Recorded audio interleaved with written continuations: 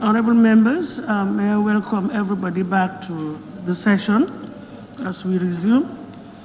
I did indicate before the break that I had exhausted my list of honorable members who did raise their tags for intervention on the debates on the State of the Nation address delivered by His Excellency the President. So I have exhausted my list, and I think it's now time for me to invite honorable ministers present to respond to the issues raised regarding their different portfolios. Now, Honorable Minister of Local Government, please, thank you.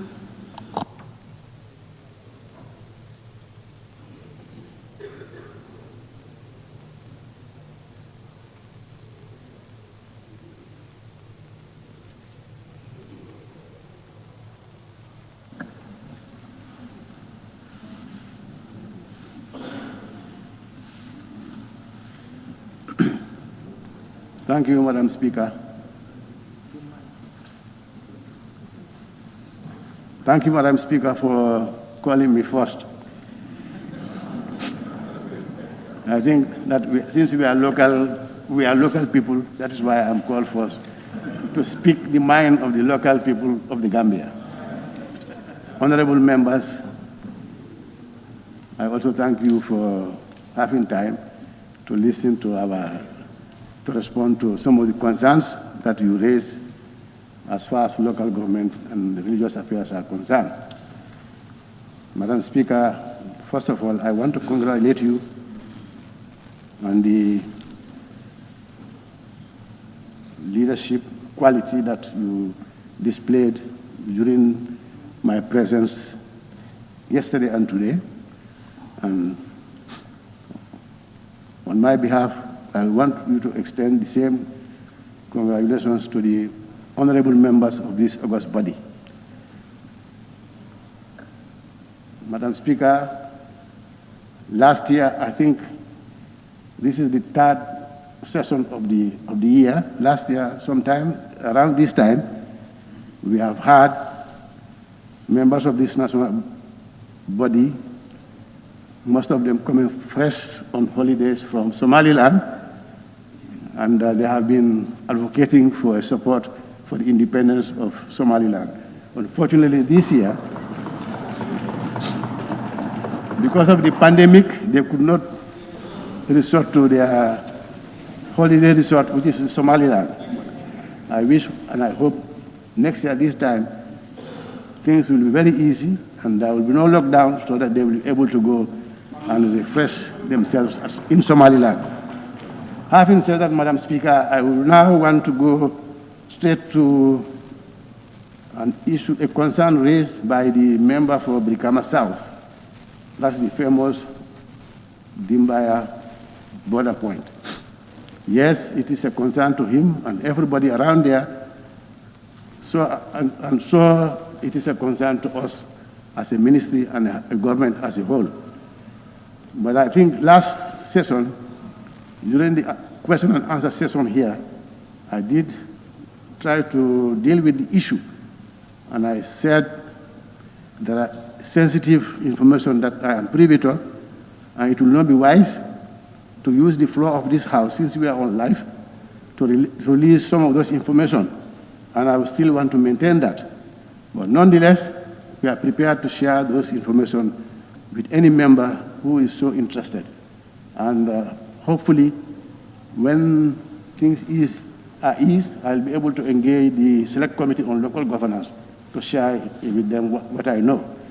But for the time being, I think I said last session that we sent the governor and even my permanent secretary was to sensitize the community to exercise restraint, as the issue was between two states. And during our last presidential summit in Dakar, we had agreed on a program of activities vis-a-vis the border between Senegal and Gambia are concerned. There are activities to be undertaken before actual demarcation, and that has been stalled by the lockdown as a result of that, the border between the two nations were closed, so we could not proceed. And another point is, on the southern side of between Senegal and Gambia, there need to be a demining, which also is hampering our activity around that border. But some of the incidents that took place between the security forces of these two nations was reported to the authority in the Gambia, and I am sure the Minister of Defense is here. When he takes the floor, he will be able to brief you as to whether he has spoken to his counterpart in Dakar.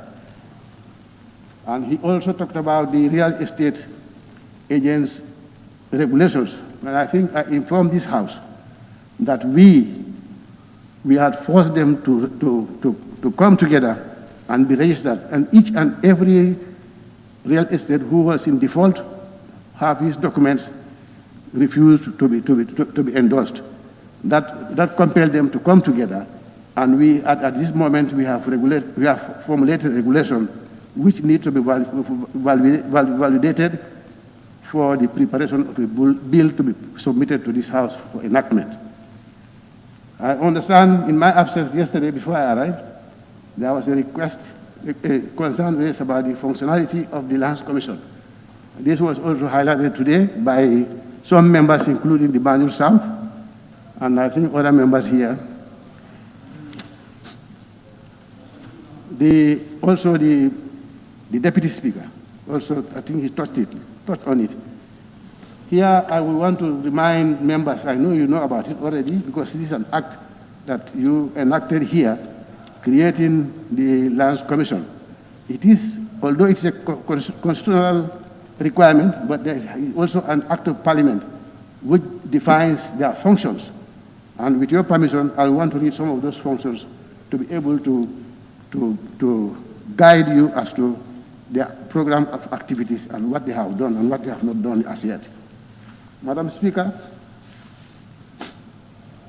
Section 14 of the Act, 14A, the Commission shall advise the Minister on policy matters relating to land administration to ensure strict adherence to those policies and transparency in land allocation. This is internal. That's between the Ministry and the Commission, which is currently happening, is existing, to investigate disputes on land ownership and occupation in any area of the Gambia. This can only happen when there is a complete cadastral mapping of the country. And as at now, the Ministry has formulated a policy to undertake such venture, but our problem is we are still engaging partners locally and externally to be able to finance this activity. Unless that is done, this activity will not be noticed in the country. Subsection C, access land rent. Access land rent and premium for properties within any area in the Gambia. That is also internal. That is between the Commission and the Ministry and the Department, which is also existing. Monitor registration of properties and inspect land registers and records. That's also internal. E, be responsible for all matters relating to national boundaries, including monitoring and reporting to the Minister, and to perform such other functions as the Minister may assign to it. Here, the experience with commissions here is the ad hoc commissions of inquiry, which hold public sittings. That's where people notice that their activity. And this, by the law, this commission is not one of the functions to hold public sittings. That is why the activities are not visible. But they have gone around the country, sensitized the people throughout the country, length and breadth of the Gambia, regionals, and they held discussions with regional governors, the district chiefs, and some of the local authorities there.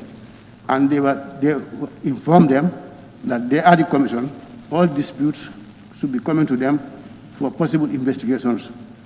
And most of the land disputes that are around in the country are either adjudicated upon all they are before the tribunals. And in those cases, the Commission has no authority to interfere with some of those cases. One of the case point is, I will cite one or two. The famous Gunjur branding incident. This is a case, I think the honorable member for Combo South, that is a case that was decided upon in the First Republic, in the 80s. So that is something, it's an unfortunate incident, but nobody from the ministry to the last commission can interfere with that one.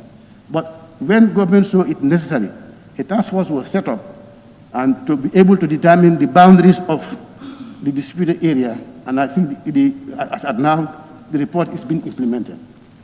Also, on the Woolly West, this is a case between two villages there. My honorable elder brother will bear me witness that it was also educated upon in the 80s or early in the 90s, and it is already decided upon. All we could do is to assist to be able to identify the boundary and demarcate it.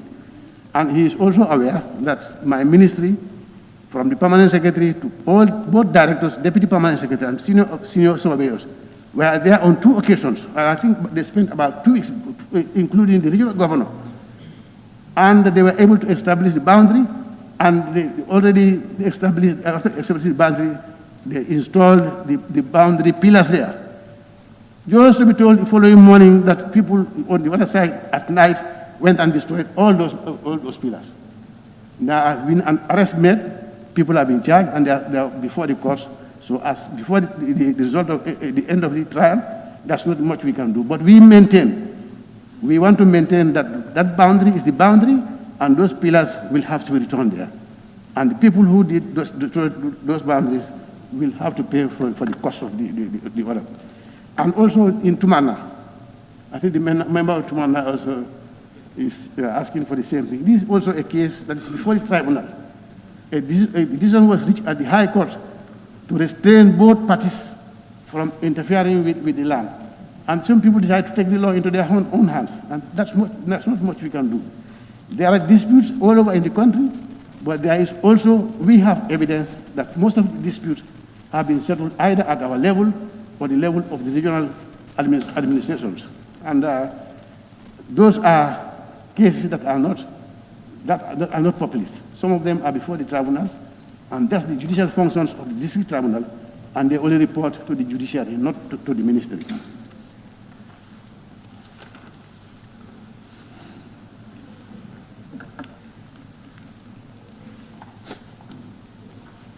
We also received some concerns about the closure of the Lumos. Yes, this is a very important component of the provincial councils to operate, but we also must bear in mind that most of these Lumos, almost 90% to 100% of them, are all along the borders.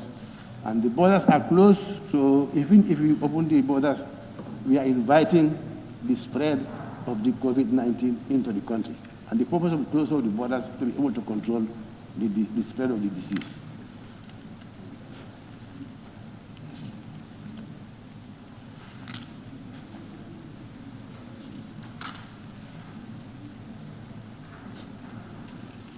I'm not sure if I have not left anything out, and if I do, if any member raises a concern which I have not addressed, I'm willing to hear and then respond to it. I think in short, I try to summarize the concerns raised, all land commission related, that I was able to address them together. So I don't know whether something is left out before I take my seat.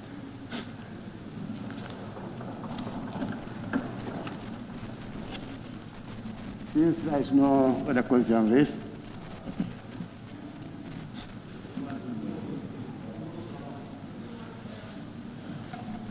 if we, at this point in time, if we start taking clarifications, excuse me, on each intervention or on each response by an honorable or by any honorable minister, I'm afraid we may spend the rest of the evening here. Why don't we allow them to respond, and probably when Her Excellency wraps up, we'll be able to clarify some of those issues that you feel have not been touched. It's just by way of... Madam Speaker, with your permission, Please, can you... when we ask for the floor, we have to take it easy. When I finish with him, then somebody else, whoever wants to come on board, can come on board. But I cannot hear 2 or 3 people at the same time. I have said that over and over again. So if you can just allow other honorable ministers to respond to their areas of concern. Yes, sorry. Madam Speaker, I just want a clarity from you, not from the minister. What you are saying is an element that I want us to understand, because the minister has responded to the deliberation made by the members. Now, I think when there should be any clarification, it is the minister to clarify those issues, because it's the material passing on the ground than under the vice president, because we cannot wait for all the, after all this, the ministers respond, and then the vice will come and then wrap up everything. What are we taking? Can you also look at this other scenario? Supposing every honorable member wants to seek for clarification from this honorable minister, and then on some other issue related thereto, how do we resolve that? Honorable member for Basse. Madam Speaker, thank you very much. Madam Speaker, 1997 Constitution, Section 77(3), it reads, with your permission, the Vice President shall answer in the National Assembly for matters affecting the President, and that the President shall be entitled to send a message to the National Assembly to be read on his or her behalf by the Vice President. And the 4 reads, with your permission, the Vice President or a Secretary of State shall, when requested by the National Assembly, report to the National Assembly on any matter concerning a department or other business of the government committed to his or her charge, and shall be entitled to attend and speak in the National Assembly whenever any bill or other matter concerning such department or business is being debated. Honourable Speaker, based on this, His Excellency, the President, has come and addressed the nation through the Parliament. The Vice President, Her Excellency, has come on behalf of the President. All the MPs have that chance to express their concern about the speech of the President. I would like to propose to my colleagues, if possible, to move a motion on Standing Order 53C, so that we stop the intervention of the ministers and we allow Her Excellency Vice President to answer to issues. All issues raised here, we can still rely on this 77.4 to further engage the honorable ministers at the committee level, so that we can go into detail about the concerns raised here. So this is the motion that I want to move. I so move. Thank you. I'm moving a motion under 53C. Seconded. No, there's a motion on the floor. We have to The motion has to be follow seconded. we have to follow the process. Pardon? The motion has to be seconded. No, before we second it, let us read it and know what it's talking about. It doesn't need a The motion. motion is a motions without notice. Motions which may be made without notice. And it's 53C. The following motions may be made without notice. C, a motion for the adjournment of a debate. Honorable member for Basse, I'm referring to your motion. Honorable Basse. So the honorable, you see, we have to be sure of what we are doing. You moved the motion, am I right? Honourable Speaker, if I can be allowed 53K. 53K. K. a motion agreed by the Speaker to be a matter of urgency. With your permission.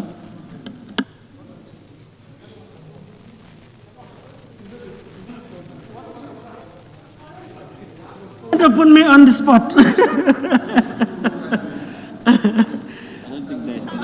I think there is need for us to specify. You want to come on the C, or are you coming on the K, asking me to use my discretion to agree to a motion as a matter of urgency? What is the motion? And we need to know what is the urgency. Madam Speaker, thank you very much for the opportunity. The purpose of the motion is to stop the intervention of the ministers and to allow the Vice President, Her Excellency, to come and answer to issues. This is the essence of the motion. And I so move. Thank you. Honorable Speaker. Sorry, asking me to use my discretion to allow him, the honorable member, to move a motion, to allow him to move a motion to stop the, adjourn the debate, am I right? Or to stop honorable ministers from further responding. Is that what you're saying? Exactly. Further responding and allow the Her Excellency, the Vice President, to respond to all the issues. Am I right? Yeah. Is that what you are requesting? The motion has been moved. You said you want to second it? Yes, second. Any seconder? So our central body move? Seconded. Seconded. Good. We'll get there. Let us just take it step by step. It has been moved and seconded that the Vice President, we allow Her Excellency the Vice President to respond to the issues that have been raised as opposed to individual minister responding in respect of their respective portfolios. Those in favor, please say aye. Those not in favor, please say no. No. No. So the ayes have it. No, the ayes have it. So, no, please. Madam Speaker, I think I am the, I think I am the, I have been the, I am the, yes.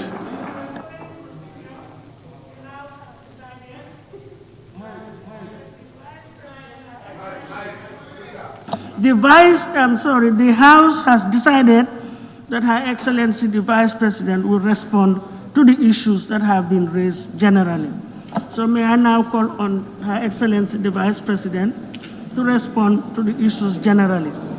Thank you very much. It's your decision.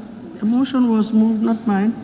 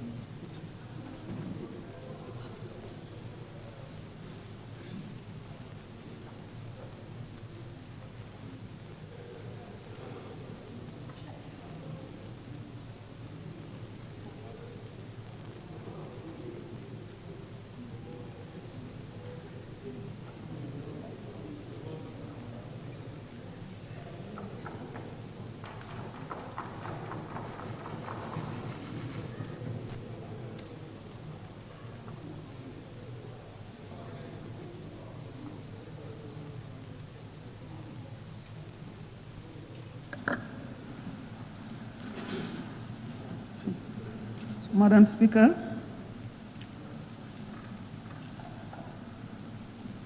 Honorable National Assembly members, Honorable Cabinet Ministers, all other protocols respectfully observed. Alhamdulillah Rabbil Alameen, Alhamdulillah Rabbil Alameen, Alhamdulillah Rabbil Alameen. I want to thank the Lord Almighty for bringing us together once again on a third note to look at the affairs of the country based on the constitutional responsibility and requirement of His Excellency President Barrow to give the address of the State of the Nation and to allow the August National Assembly body to look at it and come up with their views and comments, and to allow us to be on a constructive engagement in steering the business of this nation. We thank God that most of us are alive, and those who died, only one thank to the Lord Almighty. May His soul rest in peace, and may the Lord give us long life for us to be able to continue deliberations on matters of the nation as we move forward within the framework of our legal mandates. First and foremost, I want to say that this debate has been a very constructive, very positive, very useful, very eye-opening, and very objective process. From yesterday to today, the fact that we have come to the second day shows that there is great progress in this. And I want to first and foremost say thank you to all of you for making it possible within this situation to be able to sit down and look at the State of the Nation's report of His Excellency President Adama Barrow. I first and foremost want to congratulate all of you for the great comments that you have given and made of the report, particularly the introductory remarks and conclusions. Appreciation of most of the NAMs for the great contributions over the years and the constructive observations and contributions, suggestions to improve on His Excellency's State of the Nation address. I want to thank you. Any other shortcomings or weaknesses of the report is not His Excellency's. It is the responsibility of all of us who have given him the responsibility to report on such a Herculean task of having to deal with quite a number of ministries, as we have already discerned and seen in this report. And therefore, he could not capture everything. Not being able to capture everything is not his fault. Neither is it the fault of myself, neither is it any other's fault, but because he wanted to play a fair share for each of the ministries and therefore could not bring in everything that you might have desired. But at least the report has given you the framework. It has given you the opportunity to be able to give constructive criticisms and positive feedbacks to it. And that was the purpose. I would like to first of all tell you that my methodology of responding to the issues that you have raised and the fact that you have decided that I should respond to everything is to make it clear that I am not the subject matter specialist, and neither here are we all subject matter specialists. That is why you have different sectors and different ministries taking responsibility of working in their ministries and bringing in their contributions for this type of very useful address to be presented. So all the issues that were presented or the reports that were given were summarized. These are synopses. These are synopses that were extracted from the main report. And if you so desire or need a comprehensive information, as most of you have asked, the ministries are available. You can engage in your subcommittees. You can also personally, because you have the right to ask any ministry to give you information that is necessary to help you in supporting it or doing. And when I looked at the contributions, when I looked at the discussions, I saw a very positive vibe, very, very positive vibe. And to me, this is a great thing because we are in it together. What can we do to help? How can we help you? We are helping to assist, we are assisting you I have had the honorable member for Serekunda and many other honorable members. We have assisted in bringing in this. We have assisted, we would assist and so on. That is the spirit. That is the spirit of how we move our country together, irrespective of our diversities. And I have seen that being asked and expressed in almost many of these aspects, and that's the spirit. And it is very confirming, very, very positive that this country will move forward. We will move because we are together in it. No one person can do it. I appreciate the concerns you raised with regards to a lot of issues, but I also want to appreciate the fact that you have captured some of the things in the introductory remarks of the President, His Excellency, with regards to crowning statements looking at the context of what are we. Everything has to be contextualized.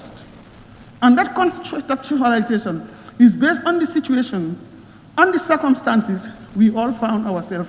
And now, what is that context?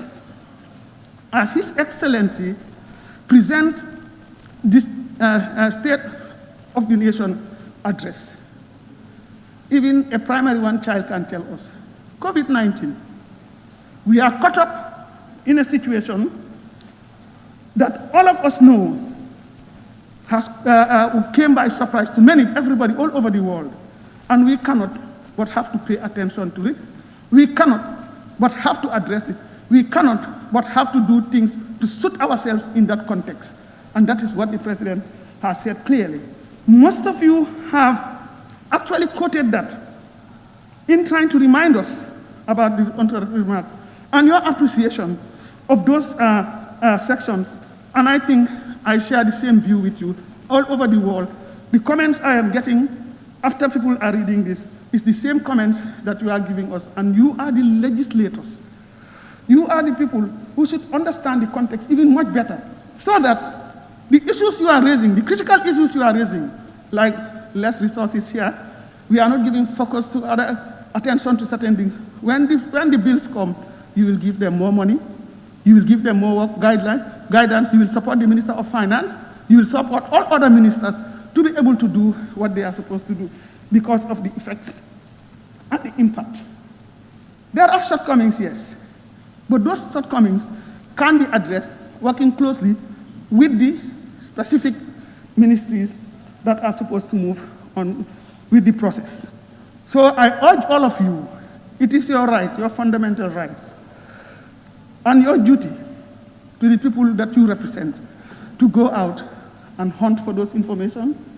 It is your right for you to go and engage constructively, because we need each other.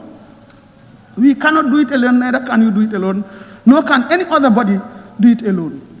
So we need each other, and needing each other means working together, recognizing the challenges that we all face, especially during the COVID context. And if not with COVID, there will always be challenges. But our job is to narrow those challenges and turn them into opportunities for people to benefit. And that's exactly why we are here. And I appreciate your constructive suggestions. I've taken so much. I'm going to write it again. So much. And I have picked up from your constructive engagement with some of the issues of sector by sector. And I will try as much as possible to respond to some of the information which I can give you now. But I will also refer you to the ministries who are responsible for giving the first-hand information. That is the reason why I felt this is your space. It's not, we are here, we are invited. I thought the first suggestion that was given by the Honorable Speaker to allow the ministers who are present here today, even if you look at the provisions that has been mentioned by the Basse, it gives that flexibility, if possible, to allow the people where these things originate from and the fundamental questions that you are asking to be able to stand, because I've kept them here since yesterday, I've kept them here today, and they took their responsibilities to engage and try to get more information, to be able to come and stand here and give you the responses of the questions firsthand, to be able to clear your doubts and be able to forge that relationship and take it further with them. Because I know there are different subcommittees. And indeed, those subcommittees are really valuable. And they do a lot of work before we come to the State of the Nation. They are engaged with the ministers, and they will be able to put in their perspective. Some of the documents have been submitted to some of those subcommittees. And to me, I think this would have been a better strategy. But I have no control over it, so I am going to engage. But I urge you, any further clarification, you have to go to the relevant institution to ensure that they are going to respond. Now, I also want to say that I am primarily here, as you are. I appreciate your concerns you raise on behalf of your constituencies and communities.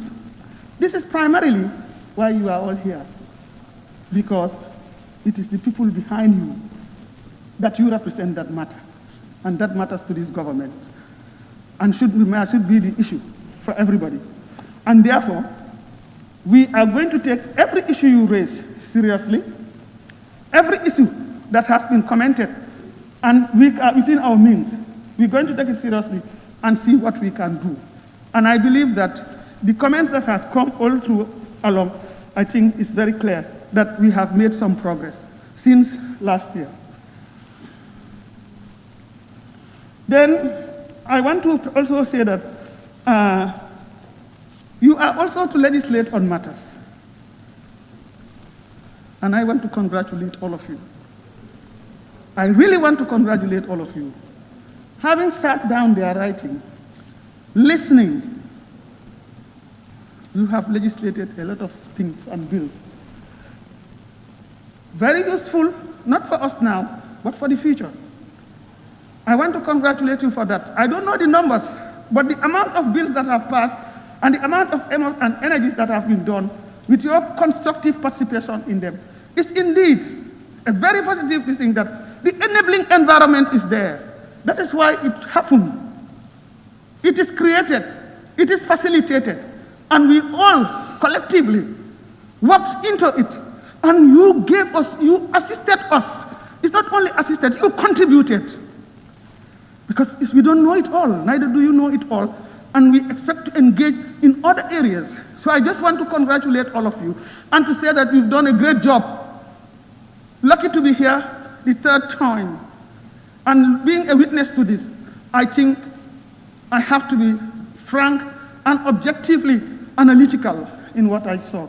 And I want to thank all of you, despite the diversity. You've done well. This is the spirit with which we have to work on, to move this country forward, because it was the collective spirit that brought us together to work together. And I have seen that manifested today by the product and the evidence and the results and the analysis. Most of the analysis were so positive, were so good and so constructive, even if it is bitter. I appreciate it. And we all appreciate it as ministers, and it will make us sit up more to do more for our country, because our people deserve more and better. I am very happy also to tell you that you represent the voices of your people. We are also there to facilitate. That's why this government is facilitating every process for this. And these voices will not be left unheard through you. A lot of issues has been raised to different sectors, while others are specific, others are cross-cutting. And even if you see from the way, all of you were looking at the State of the Nation's address by His Excellency President Barrow. You have been repeating yourselves, you have been calling on, and there are specificities, and this is what makes it beautiful. That shows that there is a concern, and we have to deal with it. I am also very happy to have my ministers, the ministers here, who have been sitting down, taking note, and they have done quite a lot of work. They have already come up with their write-ups. But as I said, since this is the way you want it, I will let them have it in their hands. And then when you are ready, you can consult them. But it would have been a better thing for all of you to hear what was being said about critical issues raised by individual ministers. Ministry of Health. The issue about the high rate of maternal mortality, the issues of women's sexual and reproductive health rights, the issues of the health sector has been raised quite a number of times.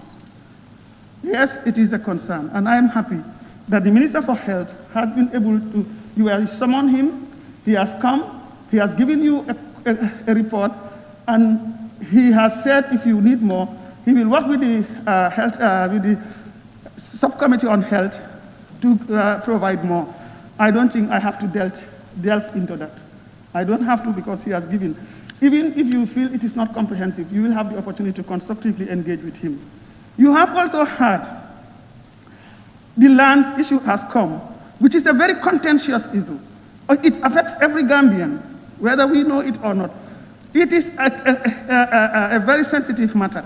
But the Minister for Land also has come out to tell you what work is going on, how things are moving, and the efforts that are being done. And a lot is being done, as you know. I would want to also inform you that before I go into the whole thing, what is a State of the Nation address? I had this Deputy Speaker, just to give context and to get into the main crux of what some of you have asked, is to state that the State of the Nation address is a constitutional obligation and yearly tradition wherein the executive reports on the status of the country, unveils the government's agenda for the coming year, and proposes to Parliament certain legislative measures where possible. We have seen what the President have done. It is a statement, it is an address, it is not a report. If it is about reporting of the executive, that is all the ministries giving a report, we will be dealing with almost 5,000 pages.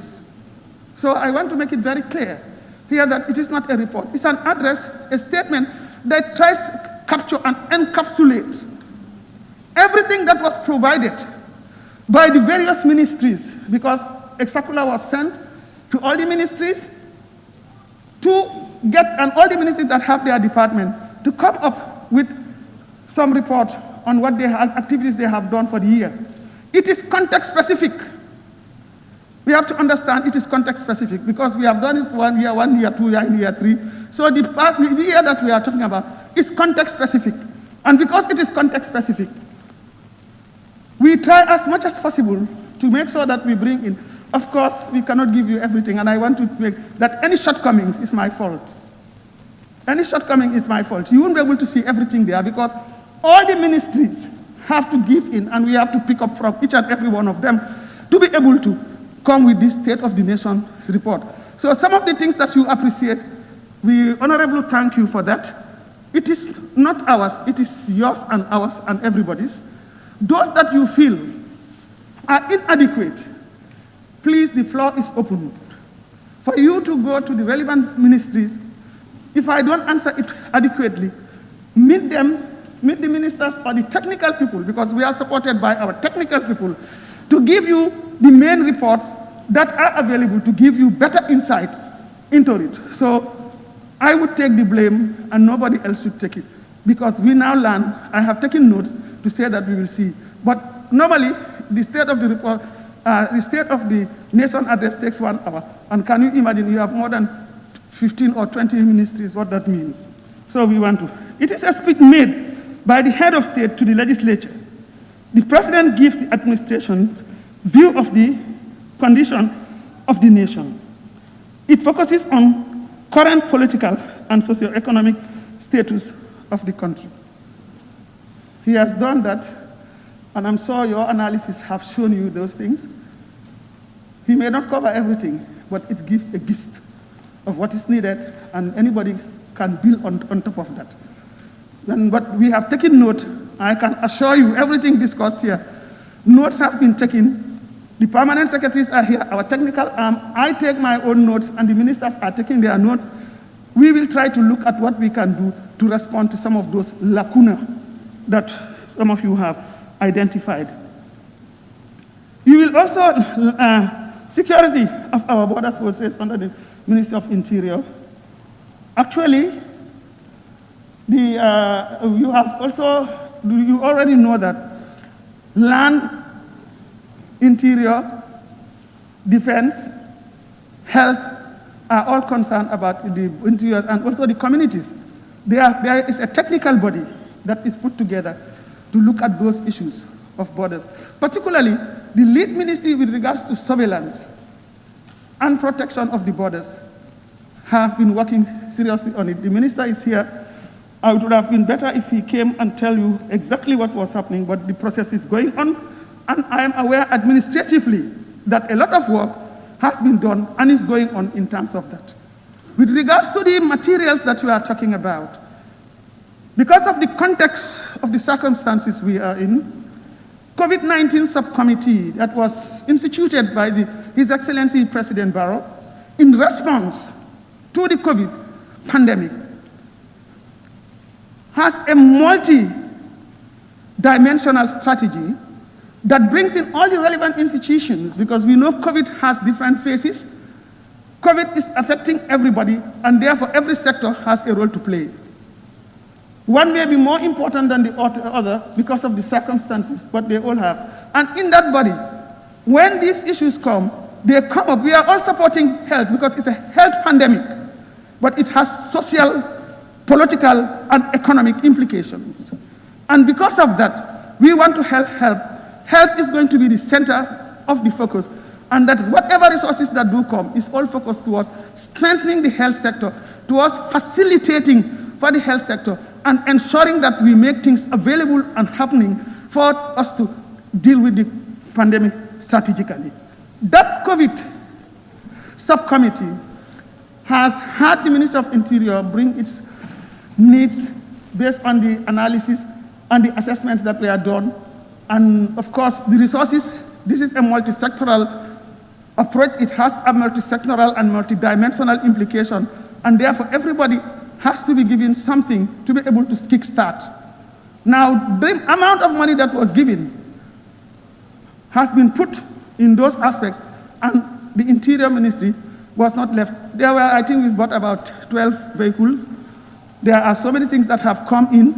A lot of these issues are based on their demand and request, and many more things are in the pipeline, but the resources are limited.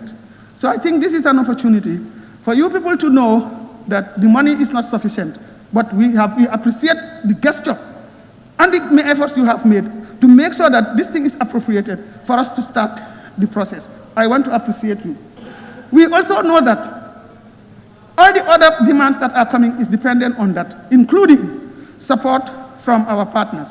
But of course, like all of you rightly said, we have to empower ourselves before we think about outside, but we want to express appreciation to our partners for coming to join us in moving this COVID within the development frame of this country based on the National Development Plan, and therefore COVIDizing it. What I mean by this is that whatever we do is thought of through the framework of COVID. We have front-loaded so many materials or support to support the COVID. The Minister for Finance has done a lot of work, and his team, including other sectors, to see how best do we contextualize the situation and ensure that we deal with the salient, most important in terms of priorities, to be able to respond to this pandemic. And I'm very proud today to tell you that the Gambia is not doing badly. The Minister of Health was very modest, but I think there are so many positive comments. When we are considered internationally, and when comments come out, analysis come out, the Gambia is doing very, very well. It is because of the efforts of the Ministry of Health and all the sectors who have, in one way or the other, come together to support this process to make sure that the Ministry of Health will be able to move forward, looking at other sectors, because it has a multifaceted dimension. And I am not surprised for the great appreciation you have made of the Minister of Health. Challenges are there. We cannot but accept and recognize those challenges. Those challenges is what makes us sit up. If everything is successful, then why do we have to be coming here? Why do we need to be scrutinized? Why do we need to be looked at? So therefore, I want us to respond to your own call. I think I have recorded it many, many times that there are challenges, but you appreciated the Ministry of Health. I don't know whether it is within the frame of this House, whether it is part of your procedures, for us to take time just to stand up and clap for the Ministry of Health and the frontliners that you have actually appreciated, to show the world that the Gambia is doing well because of those people who are behind us. If it is possible in the House, I want us to stand and clap for them, 1, 2, 3, to show the world, because you have said it. You have talked about it, if it is not within the frame, but I want to appreciate and say thank you for you accepting and understanding and recognizing the efforts of the healthcare workers, the Ministry of Health under the leadership of Honorable Samate, and all the other ministries that have supported them to reach there, despite the challenges. I know it's not easy, but they have sacrificed their life. For those that died during their services, may the Lord Almighty give them Jannatul Firdausi and be recognized forever in the history of the Gambia for laying their lives for COVID. I think your appreciation of that shows how much this government has given emphasis to deal with the COVID pandemic. And I thank you all. We are all in it together. Environment. A lot has been said, and the minister had prepared himself, but what I can respond now here is the environment is moving forward. Last year when I came here, they were building a headquarters in the center of Animal Kingdom. We all know that it has been, and the progress building is quite clear. Things are moving progressively, and the plans are going ahead. There has been a lot of tree planting across the country, which some of you have even participated as National Assembly members. I may not be able to give you the figures in money because I did not equip myself with that. That was why I brought them. But I can tell you that the tree planting exercise has made a great distinction in greening our environment. There is a process of greening. The sensitivity, the awareness is there. Women, young people, communities, youth are engaged in tree planting exercises in their various areas. And I think that's the right direction. The mindset is changing and the response is positive, so we encourage that. So whether it is in the greater Banjul area, but right across the country, I think we should appreciate about that. And there is also, within the land policy, a bill that is drafted that looks at so many things. With regards to the land policy, there is a bill that is already going on. And part of that also is going to be dealing with environmental land issues and so on. I want to apologize also for the mistakes that were found in the document. To err is human. But very small, they are very small. I read it also, but it was too late to have corrected it when it has been printed already. But it's good that you have picked it up, which shows you are really up and doing, and I congratulate you for that. We should not allow anything to slip. So we take responsibility for that. And next one, maybe, we will not be able to, you will not see any of those. Some of you said you want to thank the Minister of Health for the giant steps taken to combat COVID-19. You appreciated other institutions, Red Cross, civil society, women's organizations, NGOs. You also asked the Minister of Health to specify where the treatment centers were built. If you look at the newspapers, because there should be different sources, you travel a lot, you monitor a lot, you follow up a lot. But also the newspapers do carry some information. There are briefings also done by the various by the Minister for Health, and he has mentioned this many times, where the treatment centers are planned. If you don't know it all, but there are a few that are already around here, we know, and up country also, across the 7 regions within the country, all the hospitals, all the health facilities that are major health centers are going to be having a treatment center, if I get it right. I know of that. So maybe to confirm some of these things, it's good to engage with the Minister for Health then he will give you specifically. It is not meant to be in every village. It is not meant to be in every constituency, but it is meant to represent regions. Each region must have it. And I think that's a policy that they have put in. And where the hospital is a big facility, they look for extensions where they could do. But we pray to the Lord Almighty that COVID is not, we will have those preemptive measures, put those things in place to mitigate. But we pray that COVID does not progress to the point that we have to start looking at where things are going. And so far, so good. We thank the Lord Almighty. God is great. But why is it that we are not doing badly? It's because of what you are wearing. Washing our hands with soap and water. Social distancing. Trying to avoid crowds. These are the things. Let's keep on that and support each other. Let us recognize that and respect each other and support that we will all be safe. That's the first step to do. Then there is how do we create room for you to start business in their areas. The Minister for Trade would had come up with a beautiful write-up to show the number. You have the YEP project. You have all other projects that they are doing at the Techifi is here. You also have other projects and youth training centers, employment centers to train the youth. Because let's understand the characteristic of our youth. It's about they are over 60% of the population. They are vulnerable for the fact that if you are not educated, it's very difficult. And the chances, there are challenges that are faced, even for those who are educated and those who are not educated. We have to recognize those realities and accept them to be able to address the issue of youth employment, education, capacity building, skills. But we cannot afford to say the youth need it, why do they accept? There is dignity in labor. Take what you have until you get what you want, but work towards it. There is nothing wrong in preparing a plan. Preparing, the Minister of Trade is doing that. The Ministry of Youth is on it. You have Ministry of Education. You have the Ministry of Women's Affairs. You have Agriculture. It's a multifaceted dimension. Wherever you go, you have youth as a cross-cutting issue. Just you have women's issues as a cross-cutting issue.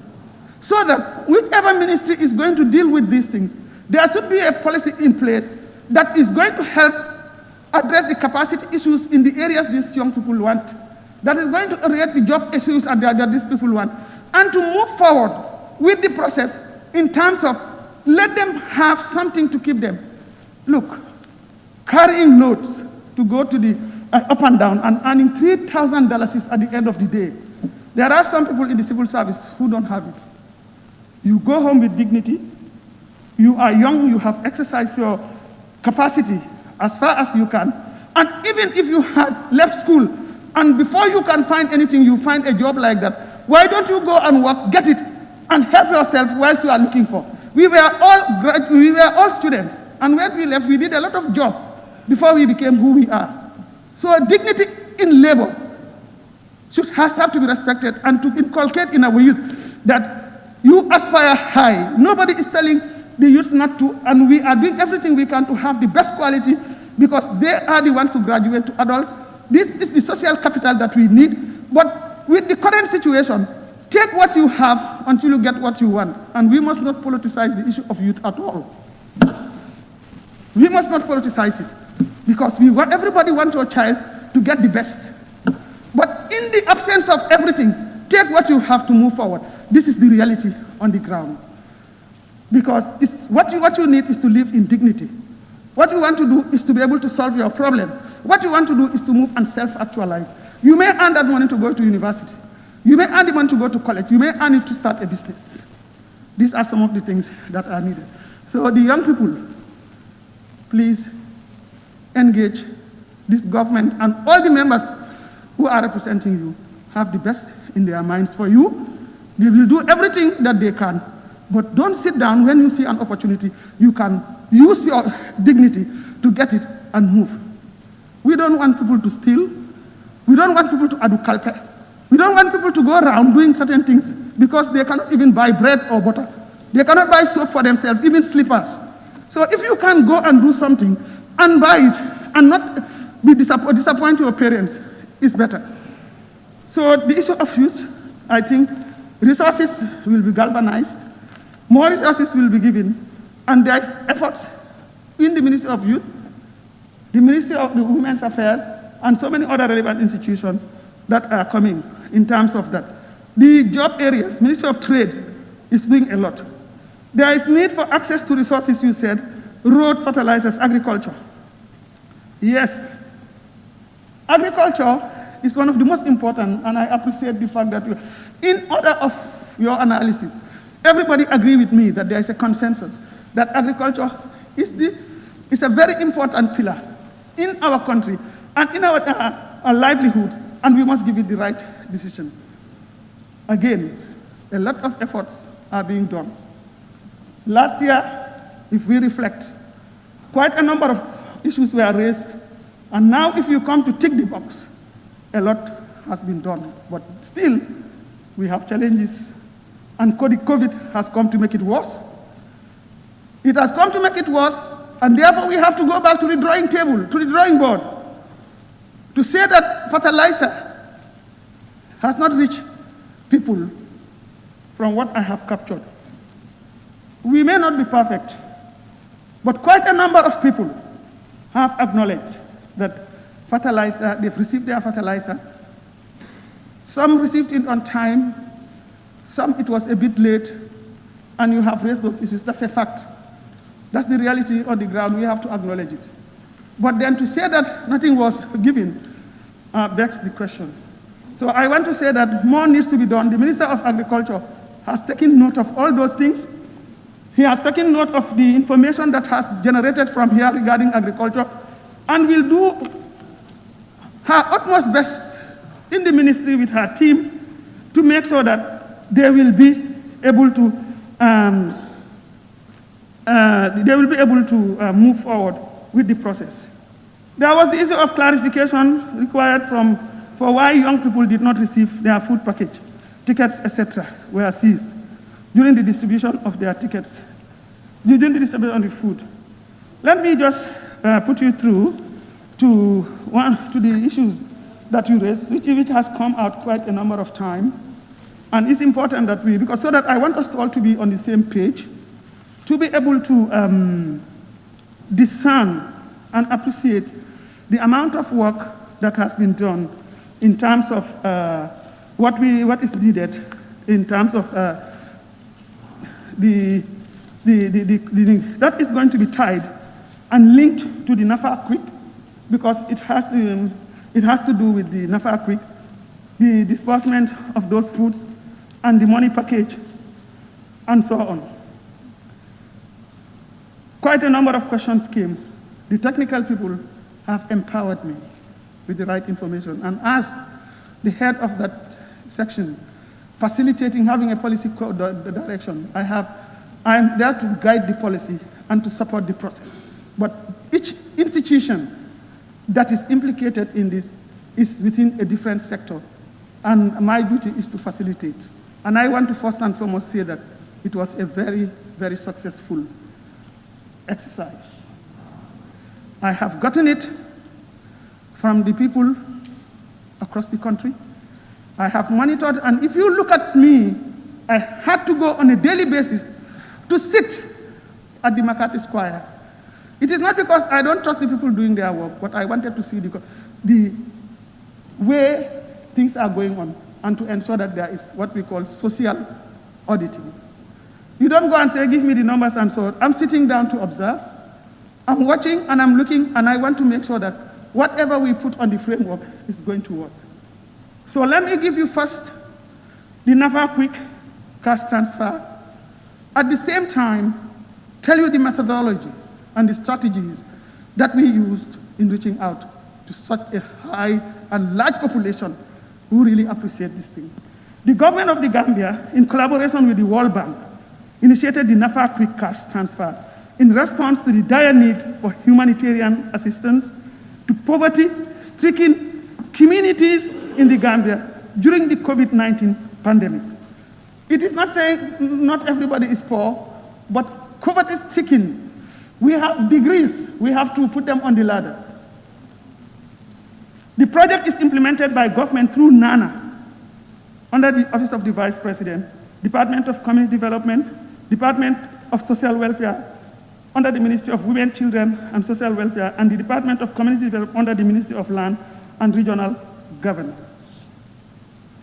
The NAFA Quick Cash Transfer is premised upon the backdrop of government's initial universal in-kind transfer that targeted nearly 80 households to mitigate the impact of COVID-19.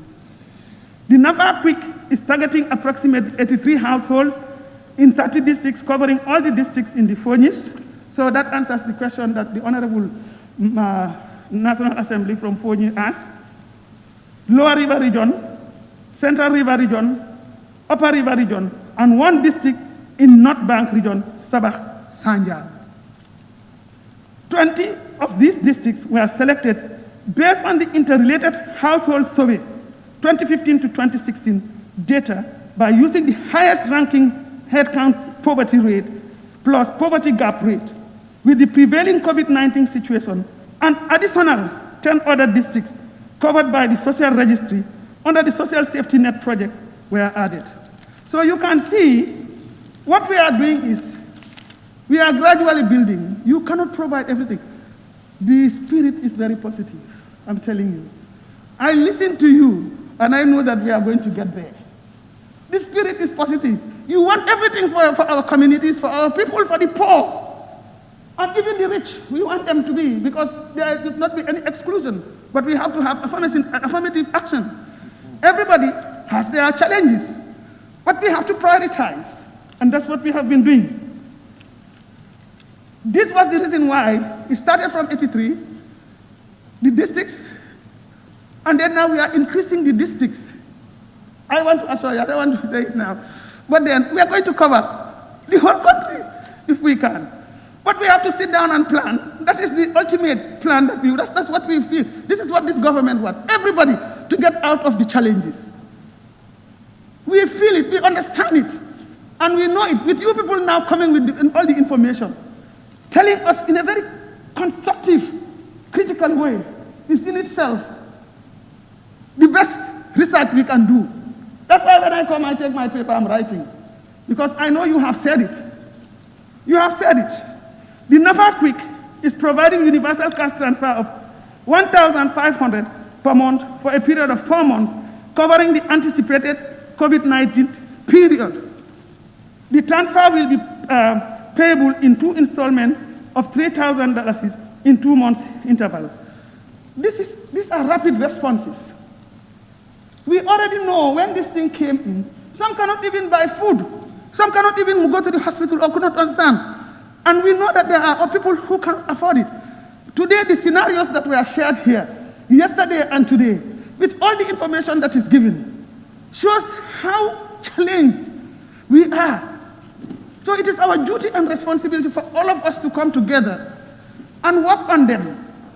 It's not about this government, it's about this legislature, this place, because you are all here in your own rights, representing different people, different backgrounds, and the diversity is what makes it beautiful. So this is what it is. And inshallah, those of you who feel that maybe your constituency or your villages, communities are left, we will do our best. We are doing that. The framework is going on. But remember, you don't just say, yakun kun fayakun. It's only the Lord Almighty who can do that. What you do is to plan. We need to plan. We need to assess. We need to engage, work on committees, just like you have your cabinet subcommittees here dealing with this. And I want to thank all of you. You have all been constructively engaged. So also, are we going to engage with the different sectors that are going to do and engage the Minister for Finance? Because if money comes, it's not kept at the office of the Vice President. We have no access to money. It is through the fiduciary responsibility is the Finance Ministry. It is the one that is the custodian of any support or money that comes, and it prioritizes based on the framework and the portfolio that it needs to cover. So when it comes and it says give it to the people, we have to prioritize. And I want to assure you, we will do our best. Our UN partners are here. The international partners are very supportive. They know this is a global pandemic and we are challenged, and they are ready to work with us and are willing to do so. We also know that the pandemic has economic and financial implications, whether we like it or not. You are raising issues about from 6% to 2%. Of course, if the borders are locked, markets have been given short time to open. Some shops are even closed. Some livelihood strategies have been completely locked down because it is about balancing the act, life and death. Do we need money? Before you can go out to look for money, you need to be healthy. It's a pity. I can use myself as an example. I suffered from COVID. It's a deadly disease. COVID is deadly. It's deadly. It's not that I was asymptomatic. I had it. That is why I was just lucky to be supported, to get the right support, the right time, and to get the right team around me. But it's deadly. When you are in a situation like that, even if they put $1 million out there, you don't want to see it. You are thinking of how am I going to stretch my legs and hands to be able to walk.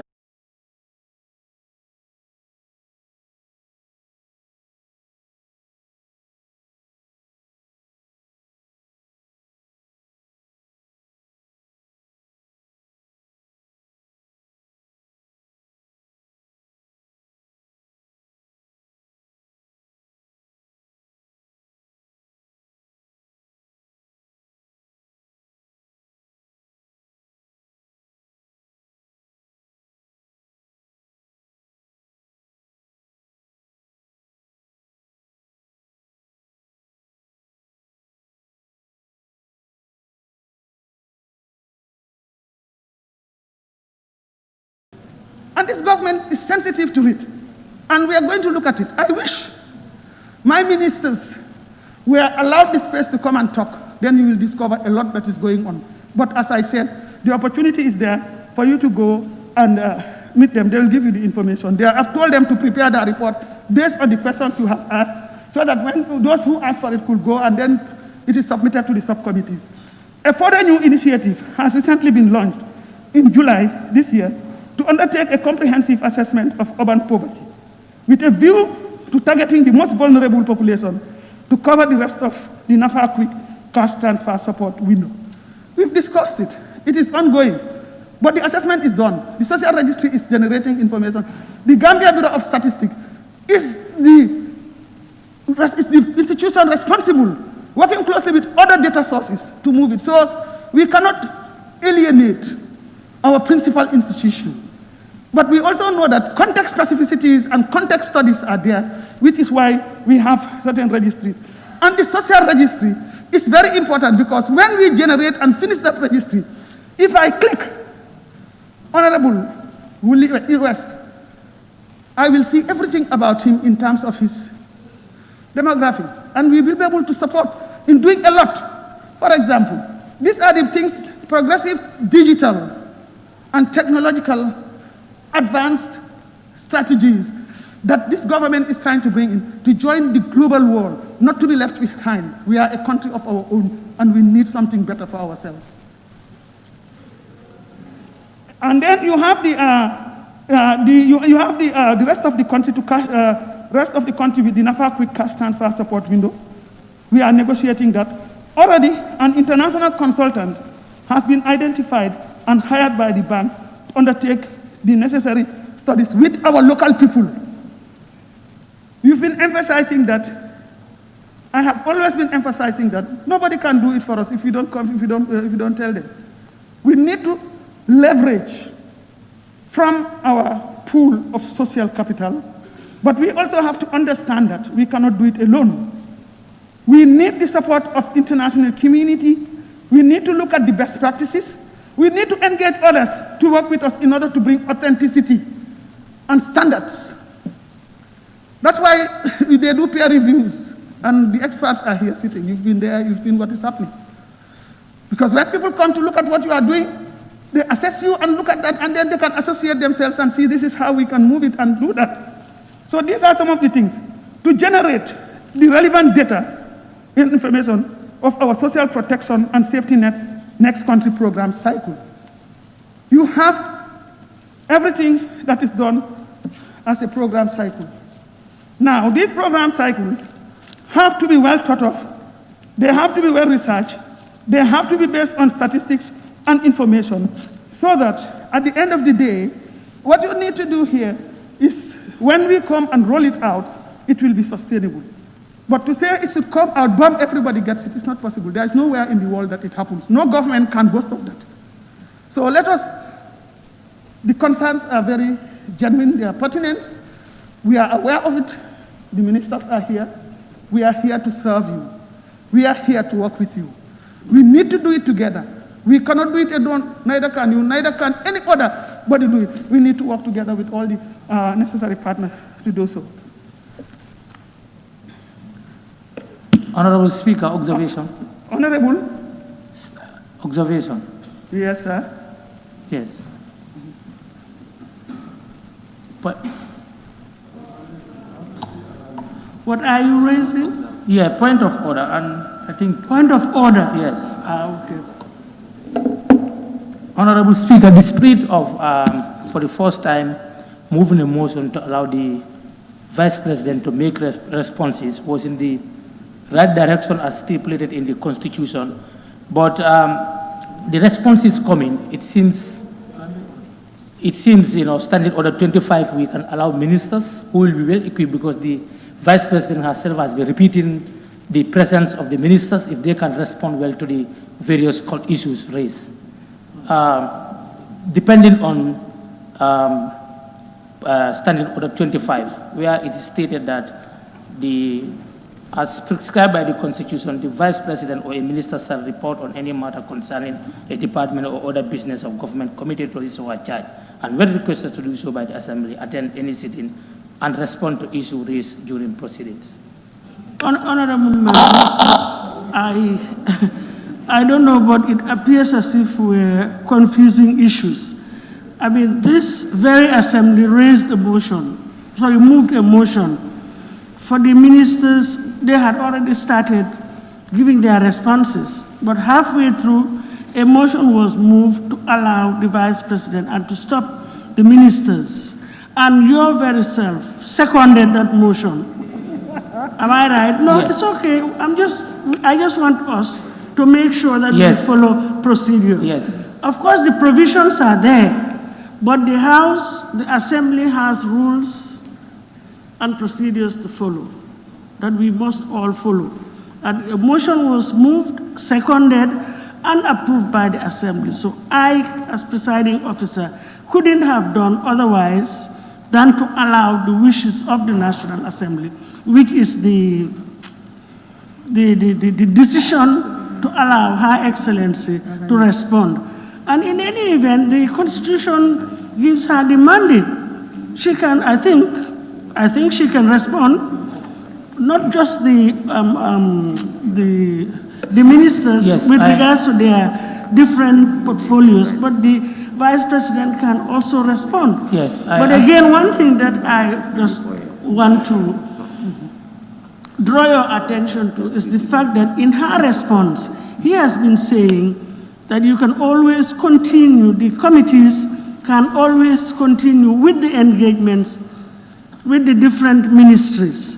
And then maybe at the end of those engagements, the committees can prepare a report and present it, lay it before the plenary.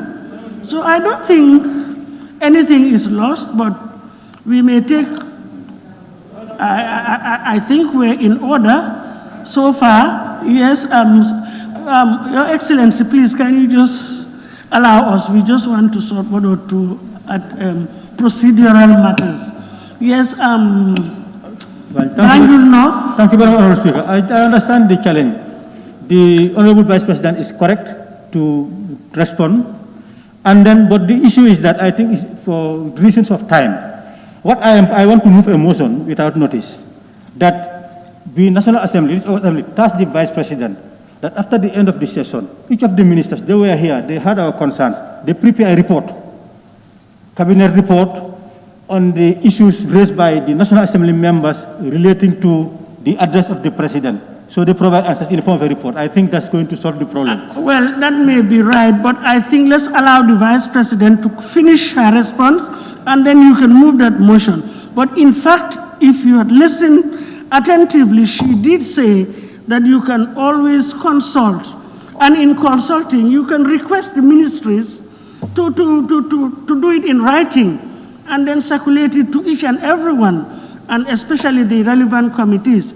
But Honorable Member for Serekunda, but I think we are on the right track. Yeah, we are on the right track, Honorable Speaker, as the member moved under Section 77, subsection 3.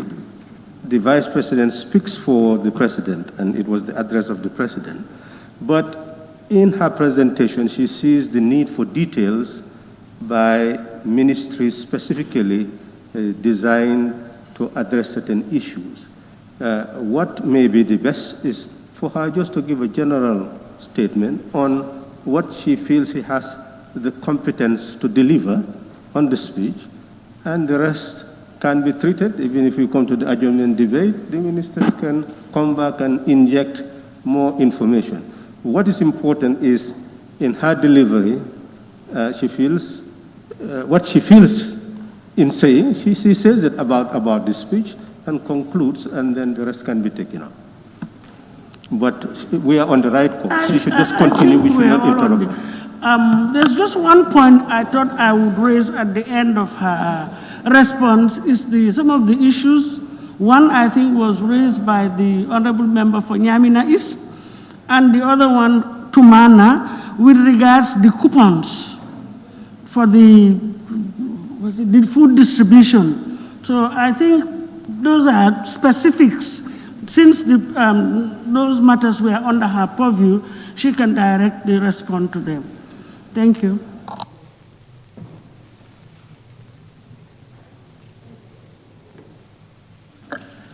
Thank you very much for giving me the opportunity again and for coming to conclusion on the matter.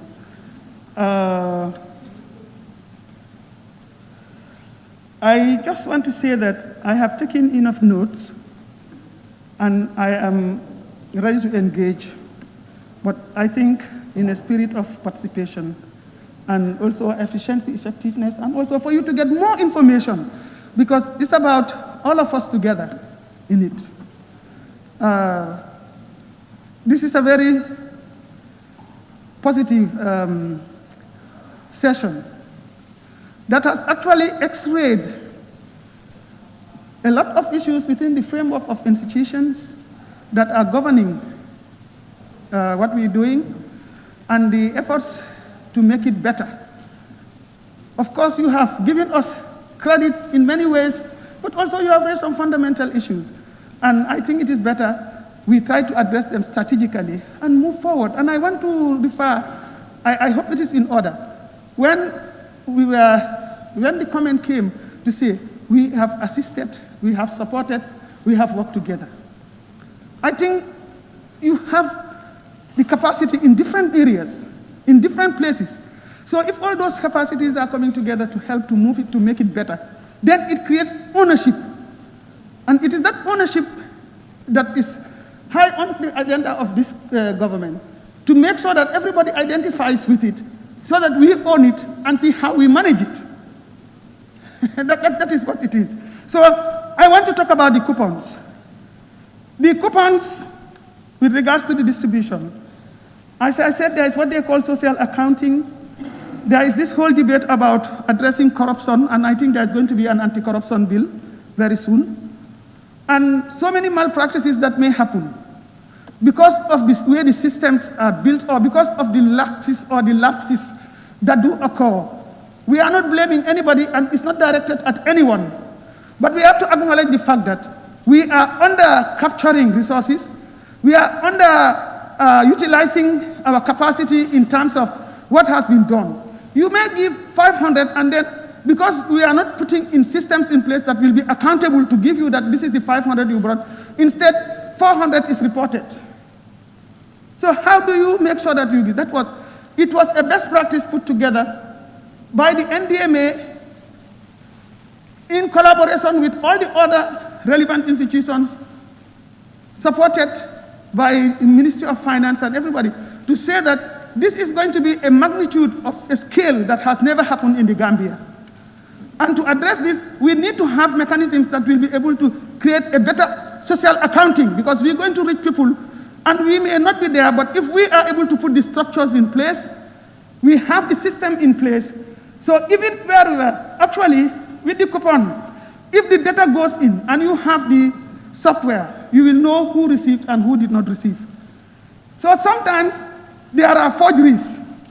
You may have supplied and then that receipt was there and it's replicated. We don't know. People do it. Let us acknowledge the malpractices. Let us acknowledge the challenges. Let us acknowledge the facts, and then we move forward. So that was why the coupons were given, and it is given in good faith. Now, what happened? There were times when we started the process, and they went out to sensitize the people to take their names or to work with the GBOS to get the data. It was not adequate. So they had to work through the traditional system and the local government areas. The governors were involved, and the local government authorities were involved. So we sent in technical people to work with the governors and their team to ensure that we work with like you have said, we need to work with the local leaders. The traditional system must be given the opportunity in our governance. They were brought in because these are the people who know their communities better. They know the household, the number of households. The work I have done in the Gambia have shown me that we have professors in there who know everything that they are given to be responsible. And that we should respect and recognize that capacity they have to improve our governance systems. So they went there, they collected. Some thought that they are coming to take their names to use it for politics. That was some people called me to tell me, look, these people have come here. They said we should give them names and the number of people we have in the house. This is what you need to determine how many bags of oil, how many bags of rice, how many bottles of oil, and how much sugar you need. You need the statistics. And to generate the statistics, we need to do a head count. Now, those head counts were done, and then when they were completed, it was generated into information, and coupons were derived. It was the ministry, it was the printing department that was responsible for the coupons, working closely with the NDMA, and all the other relevant institutions. Even the security was involved. So it was a very tight system. And we wanted to ensure that we do good for the population. Well, there might be shortcomings, but as I am speaking to you as it is, the number of people that received coupons and the number of food distributed has exceeded 90 at the moment. It's a Herculean task with the roads, all the challenges you have been mentioning here, accessibility, transport, vehicles. We have started to do, we began to understand the challenges we have when we wanted to get these things, all these things from one point to another. Even the road, some people would tell you, I'm not going to those areas, they are not good. I will spoil my vehicle. What can you do? We don't have it. The private sector had to be engaged. So these are all challenges. Whatever shortcoming is there, we want to take responsibility. Because some of them refused, that was what brought in what they call the supplementaries. Some were left behind inadvertently. I have said it here last year. The same question came again. I said we will try to address it. That time, we were about 60-something%. We brought it to 84, and we looked at it. So those were the inadvertent ones, and those who were saying, let's watch and see, when they realized that this thing is happening, they came with their list, and we try as much as possible to respect and recognize that, and give them whatever, but we don't have the money to give 100%. Nowhere in the world can it happen. But there's a criteria, and that criteria was, so these are the social accounting mechanisms, tracking mechanisms that we are trying to put in place, and this was a great opportunity to bring in that system to help us deal with a magnitude of this scale, this type of activity of its scale. We will learn lessons from there, and the report is coming out. That report will be brought here. It won't be long. We will bring the report, we'll bring the COVID report, interim report, and so many other things after it has taken a process. Today, you extended some of the bills because you still have to do work on them. It's a normal procedure. If you want to do justice, time is of the essence, but you have to give it adequate time. That's how all processes are. So these coupons were given. Whatever challenges are there, we know, and we have been trying to respond. But as I am speaking to you, it is 90% that has been done and above. There is, as I'm talking to you right now, the places that have been left because of the road and because they were late to bring in their supplementary list. Some of them kept their people, told their people not to give their names. They said, don't give them their names. It's a political law. It's not politics. It's your money. It's the taxpayers' money. It doesn't have to do with any politics. The president has a duty as the president of the republic who you have brought in to do that and to work with all of you. That's why you are all here. But some of the people were kept. When they kept them, they said, don't bring it. Now, when they saw people getting it, they started coming with a supplementary list when things are almost over. Some of the things that were remaining, because we have supplied the whole community and all the households, they were left in their secos because they had storage systems where other communities don't have. We used it as a storage to evacuate whatever balance was there to move to the others. Some people were trying to refuse it. Is it fair to the other members who don't have? Those are the issues that came. So whilst we are still on it, we will learn the lessons. We appreciate that, we appreciate the observations, but some of them definitely are not what this is, that is not the situation. I'm sorry about that. I will try to focus on some of the things that we said. The coupons. Then the issue of the LUMOS also. We are working on the modalities because the COVID committee, through the guidance of the Minister of Health and the team, the technical team, are looking at the modalities. Let us not rest on our laurels. COVID is not gone. Like all of you have said, COVID is going to remain with us. The pandemic may go, but COVID will remain. And I absolutely agree with you on that issue. So what do?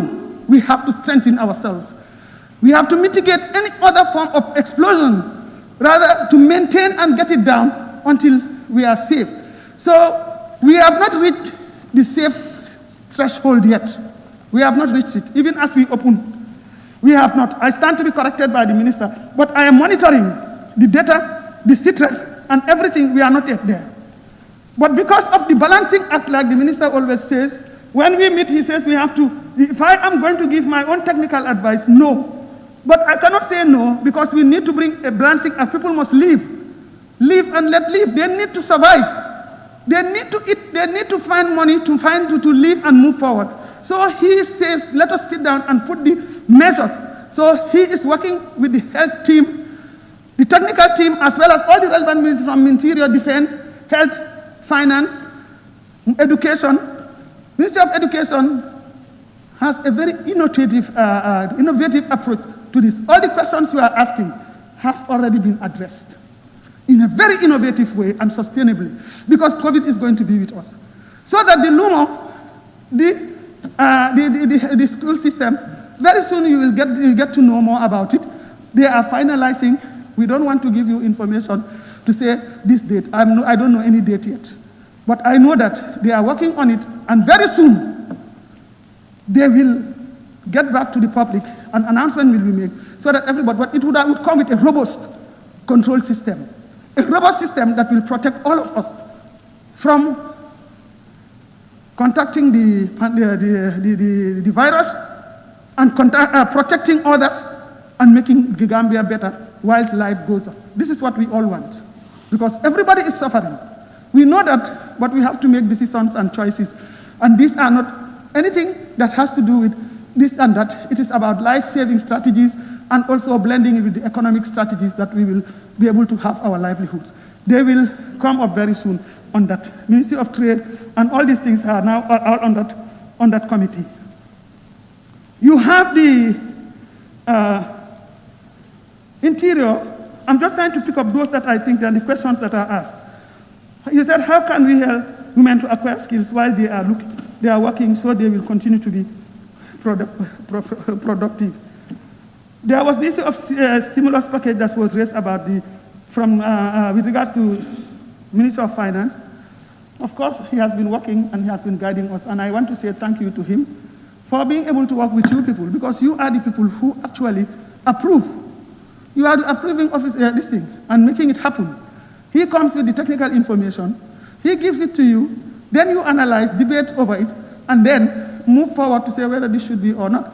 From your analysis, we know that you have done a lot, and we want to tell you we need more. More is needed to do it for the population. The Ministry of Health, the ministry, all other ministries that are supporting the COVID, water is a key issue. We all know that we are among the regulations all over the world, water and soap. It's a key issue. So we need to have taps. It should be a moment of turning our communities for the better. And this government is doing that. You remember a few months ago, the Minister for Fisheries went around with the Minister for Women's Affairs to go around and inaugurate some water taps, water pipes that were donated and were under a project. And he has also requested for more under the COVID project that we want to cover. This is a life-turning moment. Things that are going to be sustainable, things that are going to be lasting, and things that will change the livelihoods and quality of living of the people. That is what this government is looking for, and what each of these ministries are trying to do by looking at the relevant funds coming. So when they come, you scrutinize, you look at it, and see what are the essential, the basic. We have to prioritize. That's why I said this State of the Nation address is context-specific. And because it is context-specific, we have to give priorities to certain things that will make us survive and live.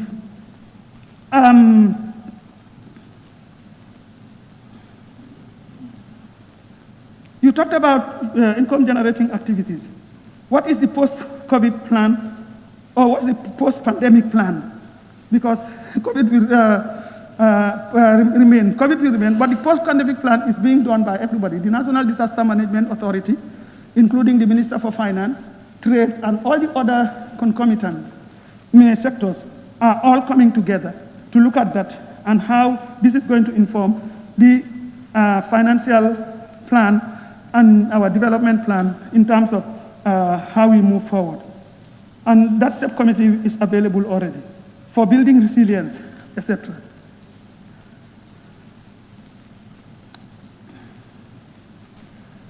The stimulus package was also associated with the Minister for Trade.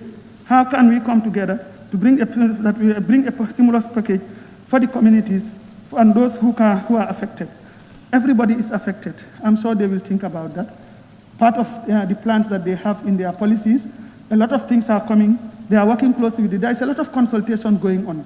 I think our biggest challenge, as far as I am concerned, I may be right or wrong, is communication. If we are communicating, if we are able to, you are coming. Communication is not a one-way business. If I don't come, you come. If you don't come, I come.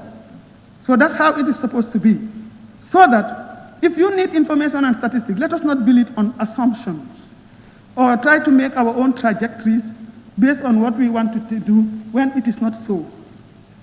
When it is not so. Find out, come with the suggestions. You came with brilliant. I have made a checklist of everything that you people have said. So I will flag it out when we meet to them so that they have a look at some of the things that were there. You talked about the Labor Act. Of course, it is long overdue, and I think that one is going on. Already, you know, there is a lot of work being done in terms of the labor, even the work center, and a lot of improvements are going on. We are trying to deal with a lot of the things according to the law, and I think the Minister for Justice can attest to that. We will also talk about the issue of home bread, Gambia bread. I call it Gambia bread, Gambia fish, Gambia meat, Gambia vegetables, and Gambia.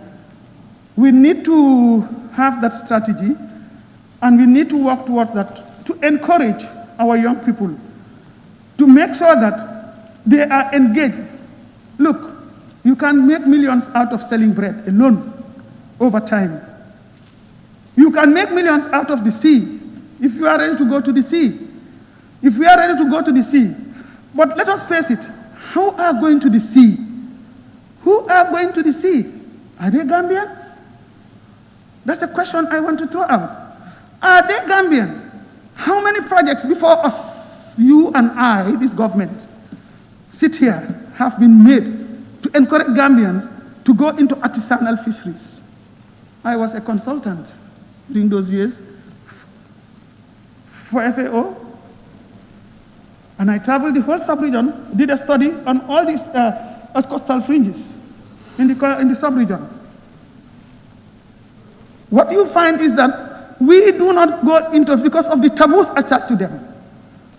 The taboos attached to them has made Gambians not want to go, and they will tell you that this is not ours. This is not, there are people who are meant for that, who are crafted for that. So therefore we cannot go and, so if you say that, and you are now saying that we are crying wolf about the whole thing, that we are not giving Gambian youths the opportunity to go. There were so many projects that were done here, and we are trying to revive or trying to come up with another creative way of encouraging them and motivating them. But most of what was raised here, we all know. If we go to the fishing communities, who are the ones handling the boats?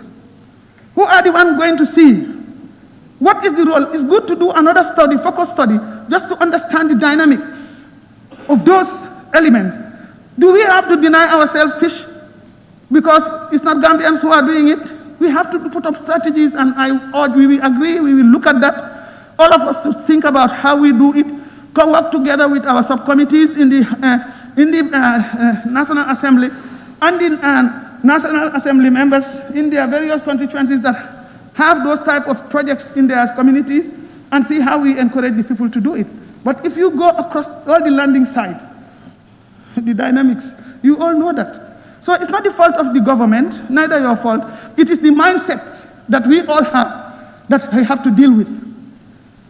To remove the taboos, to encourage our young people, to provide the resources and the boards, and so those ones have ever been dealt with in some studies. And by now, if those things had continued, today we will be building upon them. But they failed because the Gambians don't take it. So those who have the skills will take it. So when they say nobody should fish, when the Senegalese left, no fish in the market. So fish will be $500. So all that we need to do is to learn and recognize those and try as much as possible and see how best we can encourage our young people. We can encourage the private sector who have the resources to also engage. Likewise in bread making. But I tell you, we cannot do that. This is a liberal economy. But we have to use positive ways of how we engage our people. But we cannot just say because we don't do it, nobody should do it. Economic-wise, it's not tenable because we have to survive. These are the realities on the ground. And we are very sensitive to supporting our youth. We have put into place a lot of things for the young people to engage in, and you will come to see those things unfolding as we move through the COVID and the projects that are going to come.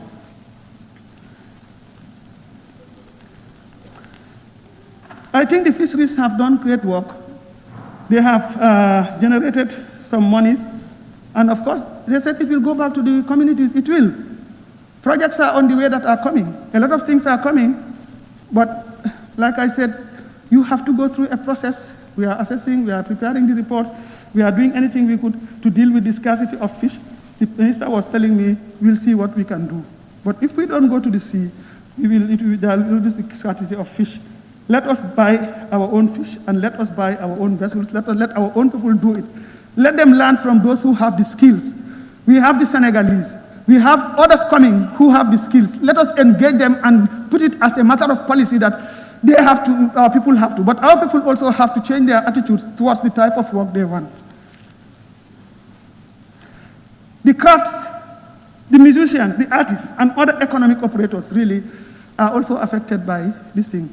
And this government is trying to do whatever it can to work with them. I think the tourism minister is very busy. That's why he's not here. But we have seen what he is doing for the tourism, working with the Minister for Finance. You hear him talk on the radio. There are plans that he has put, and he's working very hard to ensure that tourism starts. Again, we want to say that plans are ahead for all this to start. Already he has given you the date as to when we expect to open for tourism. All that we need to do is to work towards putting in the robust regulations that will move this country forward and protect all of us. We need each other. Gambia needs everybody so that we move together. Higher education is the same thing. Together we can find solutions. When I listened to this word, I think it was very assuring. We can find the solutions together. We cannot do it alone. We cannot leave our people behind, all of you in your constituencies. So together we can do it, and we will move together. And also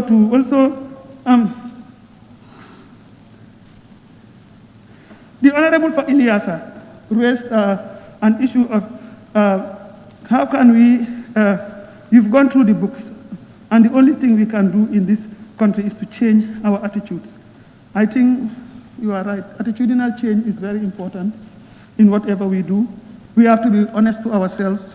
We have to be ready to move together by telling each other in our faces that we have to do this to be able to do this for the sake of the people. We are their representatives. We are here to represent them. So we will all do it together. It's not only government, it's us and every one of you.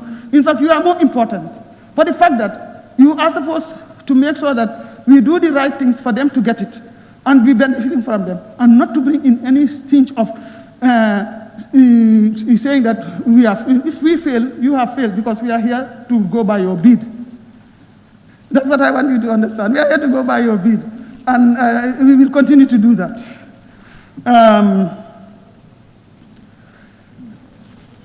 I want to take any blame with regards to, I don't want to repeat that, I want to accept any blame with regards to whatever criticisms that are brought in. But the people have appreciated the thing. You also mentioned certain pages in which the analyses are very clear. And to also the Fonyi Bendali, I think I've answered your this thing. The police can also go to their area to help in the border issues. I think Interior needs to be supported a lot. They need a lot of the security forces for that matter. Because border control is about security vigilance. They have different roles and responsibilities to play.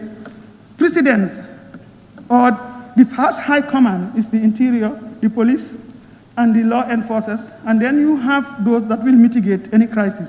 That's the defense. To support, they come last.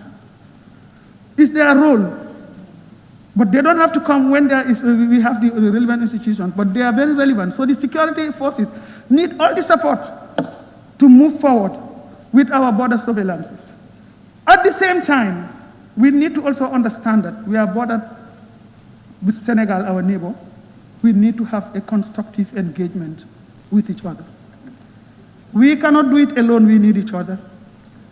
Border crisis can be detrimental, and we are avoiding as much as possible to have any crisis among ourselves, but to sit down as civilized countries, to sit together, empower the communities to use the traditional way of engaging. We bring in our leaders, we bring in our community leaders to come together and sit down and to say we are empowering our youth to surveillance this thing. If you come with your weapon, I come with my weapon, it would be good. Senegal and Gambia are too much for that. We cannot afford to do it. But the reality is, there are infringements on both sides. We have to accept them. And for that matter, all we need to do is to go to the drawing board. After all, not all of us can even reach all the borders. It's just to stay, live and let live. Let us be each other's keeper. History has taught us that. So let us be the militancy that I am seeing and the type of intolerance should be avoided in our empowerment of communities. All that we need to do is to bring them together. After all, land, yes, is very important, very precious, but you cannot cover everything. Even the compound you own, you cannot stand on all the sand. So these are, I'm appealing morally But when it comes to territorial integrity and dignity, we should set it clear, but it should not be under a conflict situation or under a confrontational situation. We have to use evidence, analysis, discussions, and the treaties to move forward, but not what we are preparing, saying we have given our youths this, the youths have been asked. It's good for them to do so, and maybe if people want to steal our cows, because sometimes the young people, whilst I'm sleeping, I would want the young people to take care of certain things. I cannot do it. Even if I see them carrying it, I will not risk it. But they are young. How are we going to empower them to be able to engage constructively? This is what I want to say. We have to avoid conflict. Conflict will not take us anywhere. And I appeal. It's an appeal. This government is not taking a confrontational approach. We are taking an approach that is based on sound information and decision making, working in a mutually respectful way to move forward with our countries and to support each other. That's what we need. So this is very important. The security sector reform. Please, before we proceed any further, can any honorable member, is getting to 6 o'clock, move a motion so that we'll be able to finish today's business? Any, yes, Central Badibu?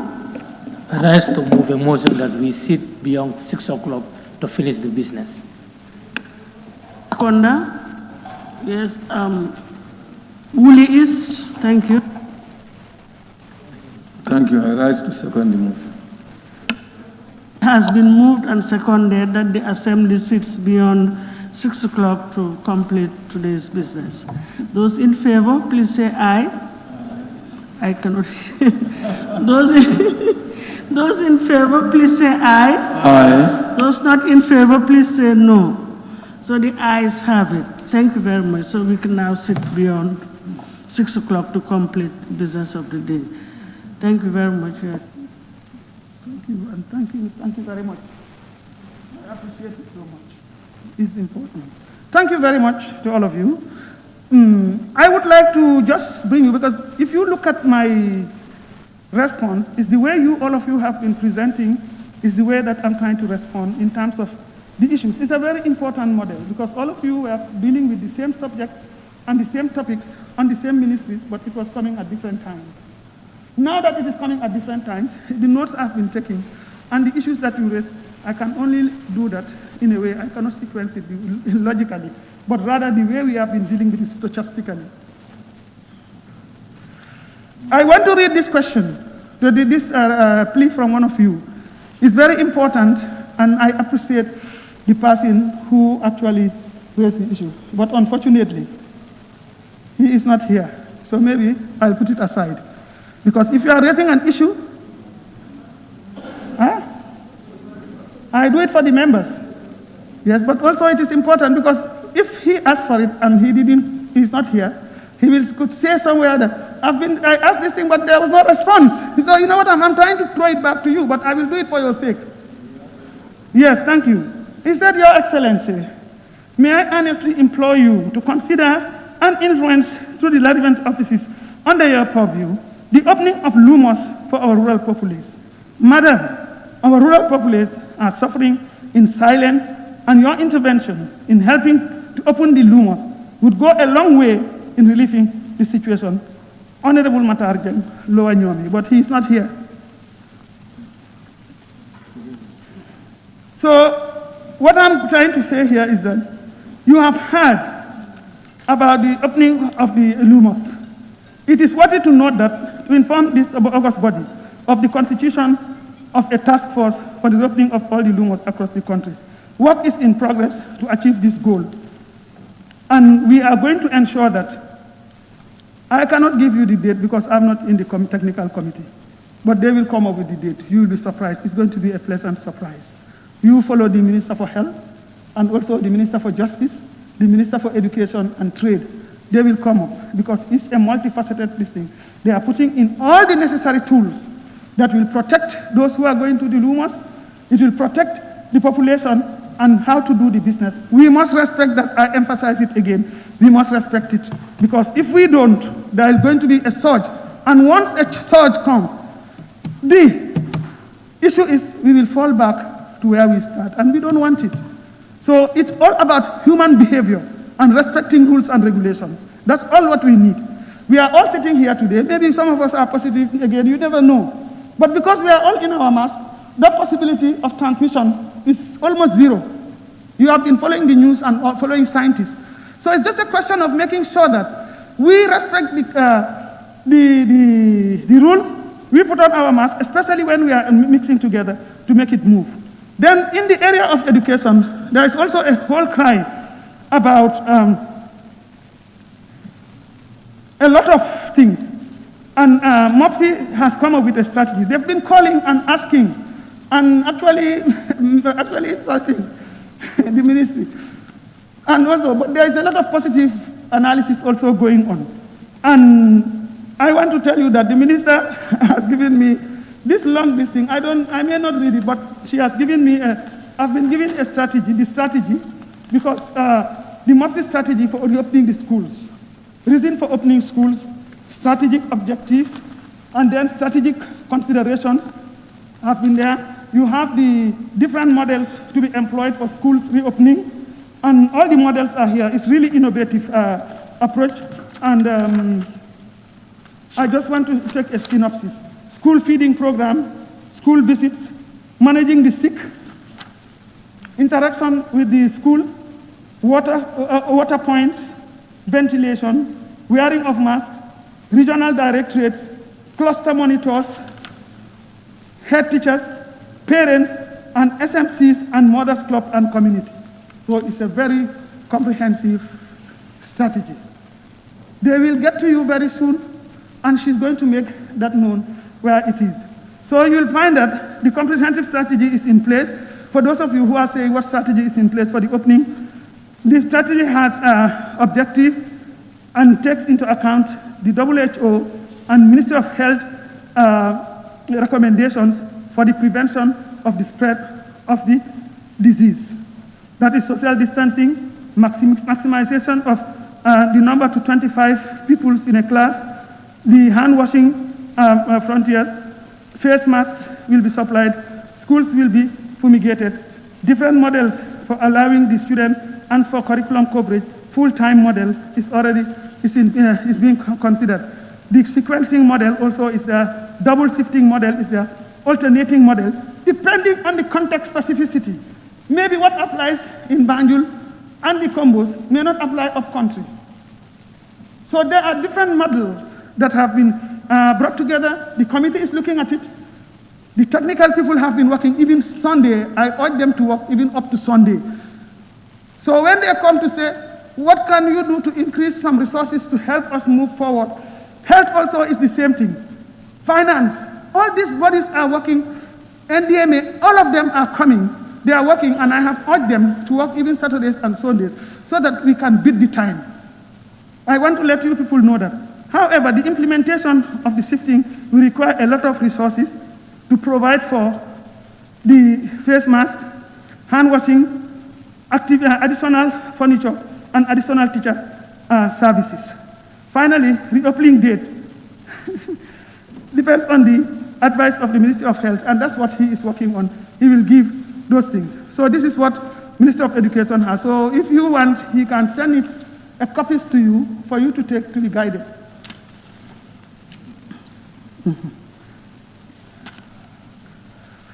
Now we are going in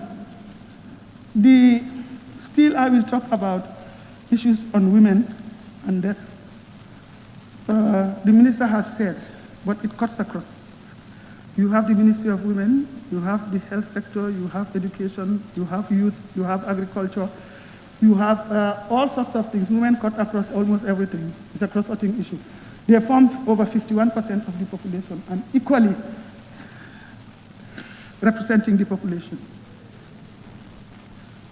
What had happened has been happening a long time ago. When I saw the issues raised, it reminded me of the several fights, I call it fights, that we have made to recognize the reproductive health and rights of women, maternal mortality, health, allowing them to make decisions over themselves, to give them the chance to survive and to be able to do, and to also deal with nutritional taboos and so many other taboos that affect their health. So there are so many gamuts of things that are affecting women. And I want to join all the other women and men who have raised these issues to bring it to the public eye and attention. That is the reason why today this address that was made by the Minister of Health is appropriate and raised by all of you. I give credit to everybody in the population for raising the issue, especially those women who also were joined by the young people, men and women, to show the concern. And you have heard the great contribution that the Minister for Health has said. And I want to tell you that this government's primary interest and aim is to promote and improve the health systems so that women's health and all other health as a right, it is a right, it's a human rights issue. It's not something taken for granted. Everything that has to do with reproductive health is a right. And inshallah, a lot of things are going to be done. The statistics speaks for itself. There is marked improvement. Maybe with technology, we have captured this one. Maybe there are hundreds who have not been captured. So, but this is a pointer, and I think the whole population should appreciate that the Ministry of Health and this government emphasizes and gives women the prominence that they desire, and we're going to make sure that everything that is possible to move forward.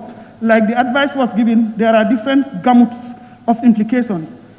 Attitudes have to change. It has to deal with not only infirmity or disease, it has to do with also attitudes, where you have nutritional taboos, where a woman will be pregnant and they tell the husband, please give your blood to your, and then he says, no, I can't tell you, man, they do that. We are aware of that, and that has been done for over 30 years. We have been advocating for that. Sometimes we have to go around to look at who can do it. So attitudes have to change. The hospital cannot manufacture blood. It has to get donors, as the minister said. It has to also have a blood bank. To get the bank or the blood bank, you need people who will come in to say, I am here to donate blood, and so on. And indeed, in fact, this is an opportunity to know the status of your health.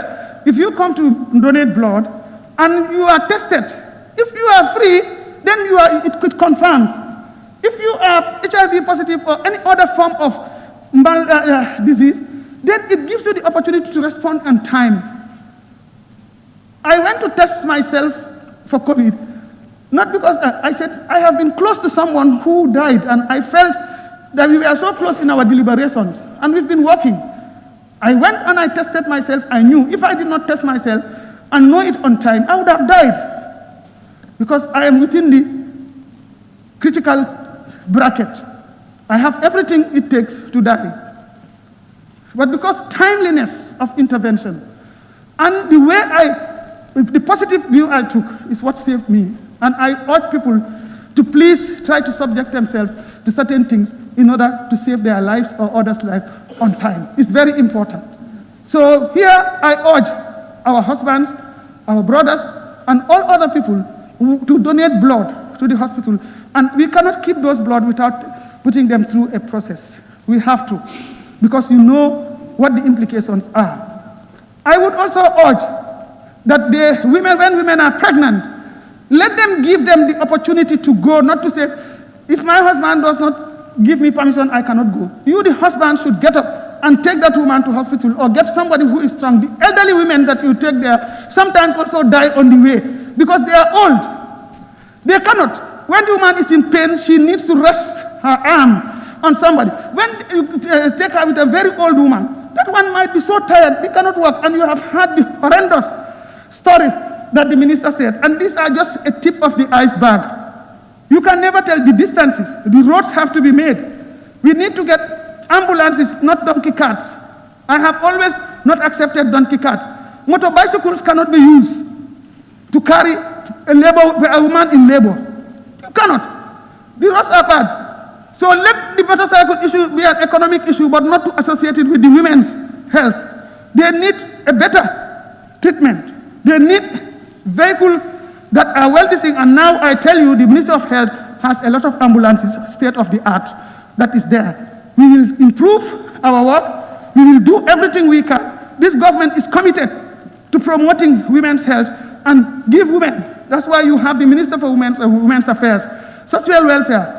That's why we have a special dedicated institution for it. And we will continue to give those women, 50% of the population or more than that, the support and the attention it needs. Today, we are proud to pass the bill, the Enterprise Development Bill. Thank you very much, Honorable Minister, National Assemblies. Members, you've done a great job. Thank you very much. This government is doing a lot. When we bring it here, you look at the population, you look at what is in the best interest of the people. And this is the spirit with which we have to move this Gambia to the next stage. Then we come to, very soon I will stop in terms of this thing, and if you need any questions. The land crisis we've talked about, the downsizing of embassies. Well, I think this is an agenda this government has taken. We already are doing some very prudent accounting reflections. The Ministry of Finance, the Ministry of Foreign Affairs, and all the relevant institutions have done assessments. I don't know, there were assessments done by the Minister of Foreign Affairs. I don't know whether you saw the assessment or not. But there was an assessment done, and part of the assessment, the strategy is to downsize, because we are looking at our comparative advantage and looking at what is going to bring us dividend rather than spreading everywhere. That was the norm. But like I said, if you start everything, after a while you reflect, you assess, you gauge, and then you try to improve on that. That one is already done. It is going on. You will be surprised to see some people coming back and others going. We're looking at different aspects, capacity also. We're looking at the ability to deliver. And all these things are being thought of, because we cannot continue to just put somebody there just for the sake of being there. This government is very sensitive to that. We want to make sure that we get the right people, we do the right thing, and we move this country. People come and go, but the institutions will remain. So if the institutions are going to remain, we have to put them in the right pedestal. And that is what this government is doing. So the downsizing of the embassies are going on. If you want to get more information about it, you will get it. It has nothing to do, there is a lot of misinformation going around regarding that. They are downsizing because it's not about that. It is important that the Gambia moves forward, and we need to do the right thing to go ahead. Then you come to the issue of those that, you know, this MOPSI has been done.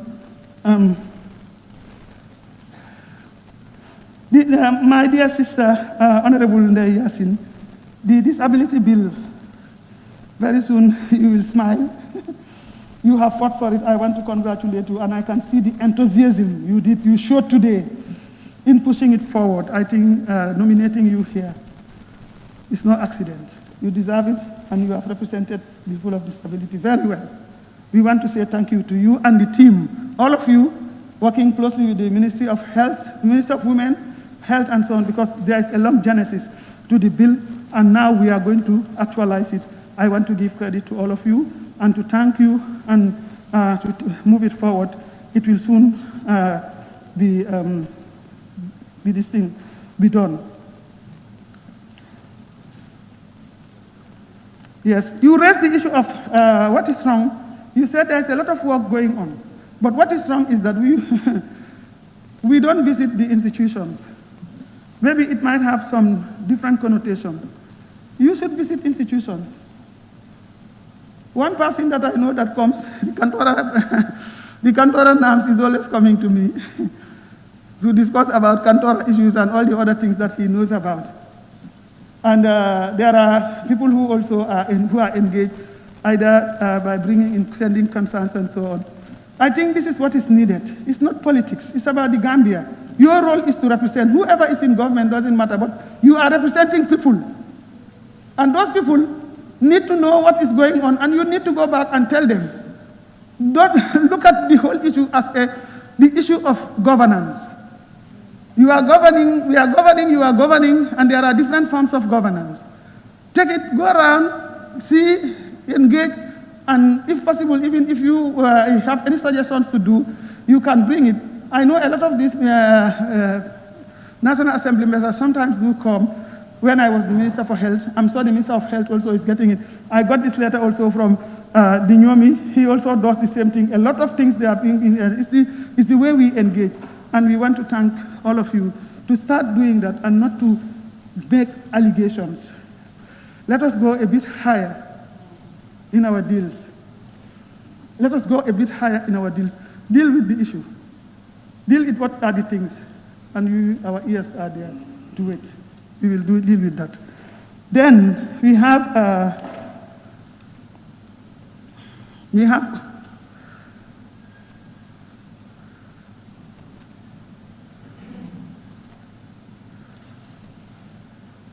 yes, I got some very nice speeches. What is holding us from doing justice?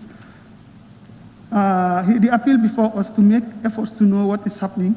We have been having plans on the way we are doing, and that we do justice to this country among ourselves, and problems can be solved. I love that. Quite a lot of passionate deliberations.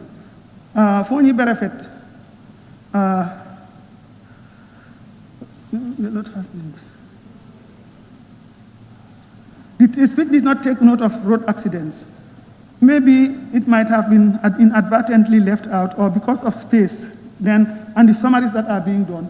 But the Minister of this thing might have put it on the report, on the main report. Like I said, reports are sent by different sectors, so we try to summarize, make a synopsis of them.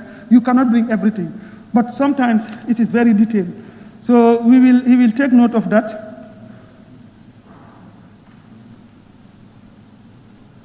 We talked about the skill centers, Mohast, the falling walls of the skill centers. I think there's a lot of work on the way, which I know.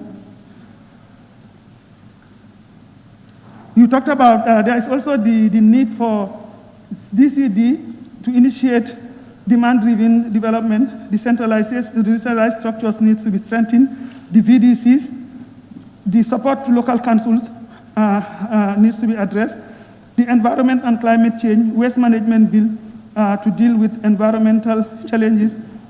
I think this is one of the most important things. The Gambia is getting to a point where we may be living with the garbage. I think we have to look at the environment. The Environment Ministry is trying to do a lot about that, but also it boils also towards attitudes. How do we manage our own domestic waste? Because first and foremost, you peel your onions, or you remove your dress in a box, or you remove your tie from a nylon bag, and then you just throw it away. We throw away papers. We do all sorts of things. Now we want to make sure that all that thing together, by the time we go, we have flies, we have maggots, we begin to see, and even COVID that could contribute to COVID. Because we are told of ways it can be transmitted through droplets and also on surfaces. And also, it's not even healthy. We may have infections and so on. So I think you have to come together with the Environment Ministry, your villages, your constituencies. Let them each learn innovative ways of how they can manage the waste, and then we start thinking of what technology is there that can translate those to recycling. You know, there's a lot of talking about recycling. You know, I like the Banjul knot analysis. It was quite long, but I think you are giving some practical examples that people can adapt and do, and others, or some of you have done it. So if some of you have done it and are thinking about it, these are ways we come together. How can we do it? It's not the government alone. Because what happens in our houses, in our homes, we are not there to monitor that. But the cumulative effect of the amount of garbage, the Ministry of Environment cannot deal with all that. But it is their duty to provide the enabling environment. What is that? To look for projects that will do recycling, to engage young people who are interested. It's not about talking about young people and you don't know what is their area of interest. It's not about that. It is about how are you going to engage people who have interest in that or have the resources. Then you go to the Ministry of Finance or to trade. You go to agriculture. You can deal with leaves and so on into waste. And we are happy that the Songhai, we all know the Songhai initiative. We also know that a lot of Gambians, young people have been trained there, and some are even appointed by private entrepreneurs who are helping them to deal with those green habits and so on. So there are very many ways of how we deal with these things. In terms of the waste management bill to deal with the environmental challenges, I think it is already almost there.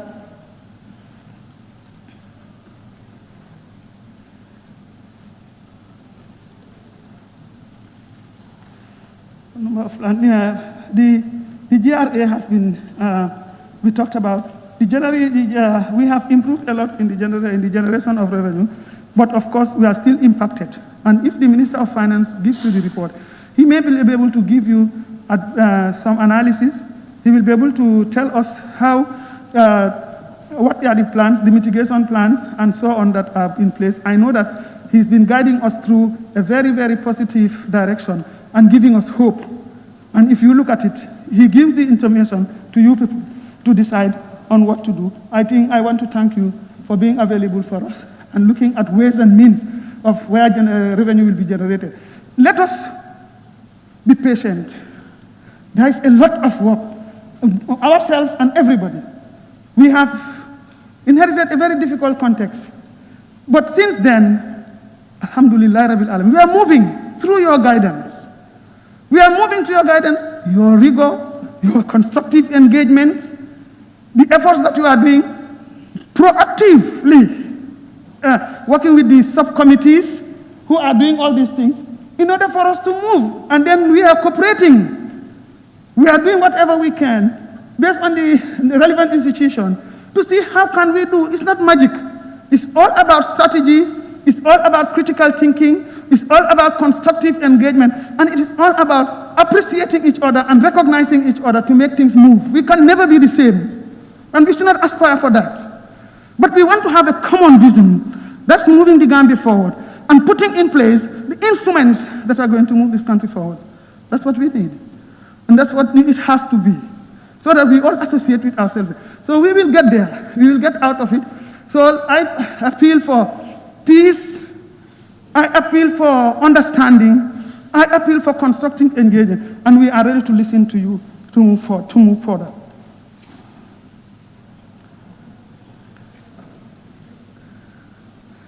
You talked about the fuel dump at Bakote, of course. It's still a big problem. The different institutions, the local government, the Ministry of Land, the mayors, they are trying to do their level best in trying to address these things, working with the government. We need to create that enabling environment for things to be done. And they've been working with the Ministry of Environment, the Ministry of Land, the Ministry of Health, and all the other relevant ministries to ensure that they come up with plans, and also the private sector. They have to look at ways and means of how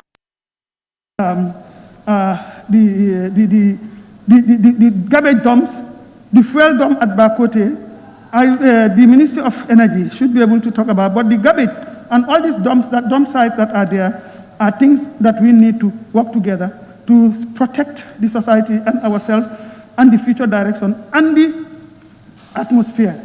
So the environmental activists should come in to try to support and work around that to ensure that these things are going out. That's the purpose of activism. What you need is to come together, galvanize your efforts to bring attention to a matter so that we all do it, not blaming anybody, but we all call ourselves accountable and do it together. It's very important.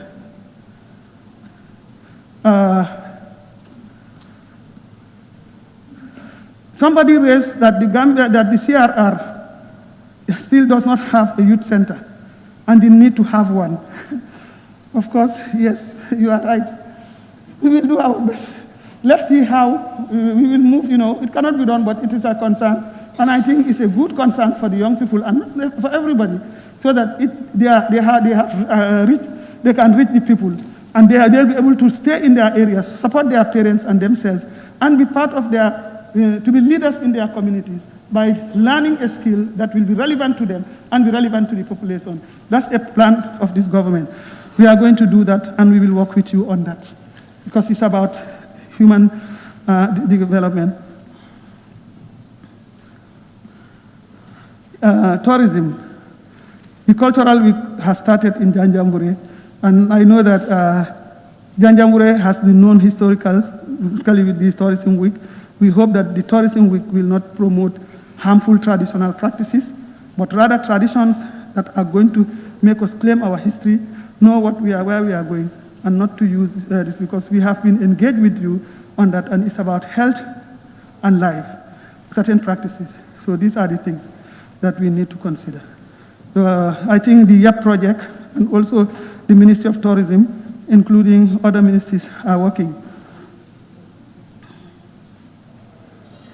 You said you have not seen anything for post-COVID-19 pandemic, but now I have given you few strategies that are there, and it is coming from all different, a lot of ministries are preparing. You will get it from, when the report is ready, we will share it with you. And then we cannot do it without you. You will work, the relevant ministries have been told, once they are doing that, they have to share it with the relevant subcommittees, so that you will also bring in your own, because at the end of the day, whatever we need is going to come here. So if you are well informed and you are part of the process, like it has been witnessed by some of you who talked about the work that the Ministry of Health, Fisheries, and other education, and all the other ministries that they are working on agriculture, if you are part of it, you stand to validate. And that's the most important thing. You assist. I love that word.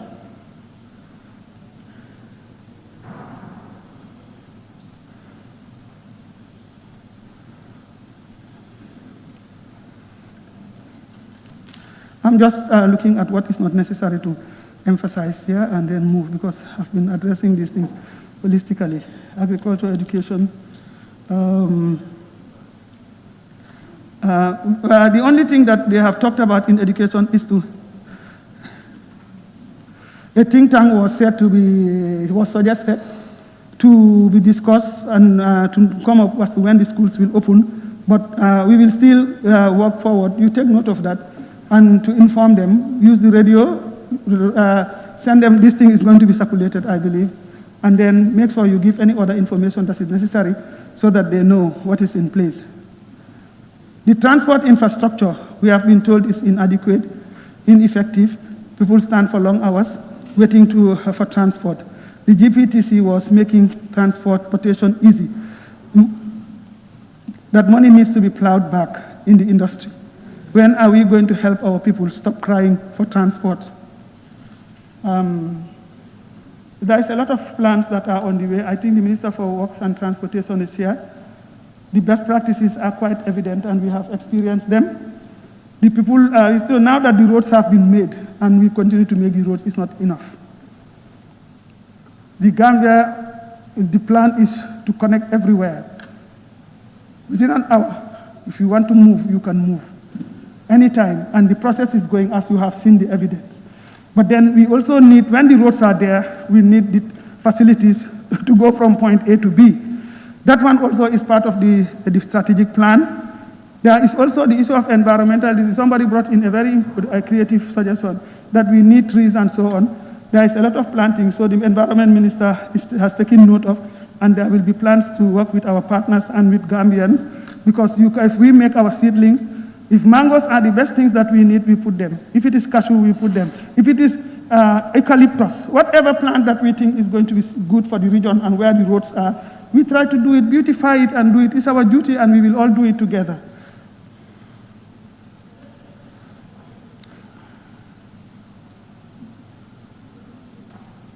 Well, the issue of access to radio is a problem for some of them. I think it was the analysis that was done on the education when we had to respond and to see how were the creative ways that we are going to move in terms of accessing and continued education. We are happy to say that quite a number of hundreds of radios were given to schools. And these radios were used to help the children because sometimes access to internet is not there. So context specificity, again, is what we need to think about. In my home, the children who are not going to school had access to internet and were taking their lessons. But in my home in Kaur, they don't have it. So what is it? They need a radio and telephone for us to tell them what to do. So those context specificity, but we are trying to work hard to see, because every child has a right to be educated. But our circumstances are different, and we need to understand that so that we know. Even if we give internet and we don't have the infrastructure, how is it going to work? But you've had the Minister for Information is working on this and trying to see how best we can move on with the thing. Is that you want to cite what is in this speech? We feel inspired and need to support each other to go forward.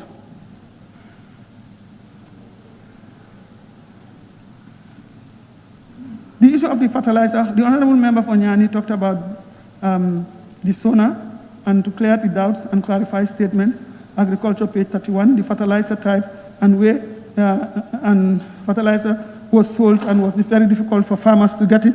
Now, these are lessons that we have had a lot of positive things. We have also had the challenges, and these are realities. Others, people have talked about that. It's a normal procedural matter. We are learning from those challenges. A lot of people have received fertilizers. A lot appreciate them, and we have heard them being said over the radio. We've also heard them talking about the challenges over the radio, and we have also been hearing from our people up and down. But on the whole, it has done quite a lot, and we are going to take care of these challenges next rainy season to ensure that these things, you have been told that by April, fertilizers will come to this country. It was here. Now, the distribution started all the way, but maybe there are certain places that it did not reach on time probably, or certain things, and you also gave some very creative ways to say, can we give it to certain centers where the people have access to, can easily get it and move forward. So it means agriculture will have to sit down with the Ministry of Trade and whoever finance to find out ways and how these things can be distributed to move it forward. But these are all well taken, and this government is here to make life easy for everybody.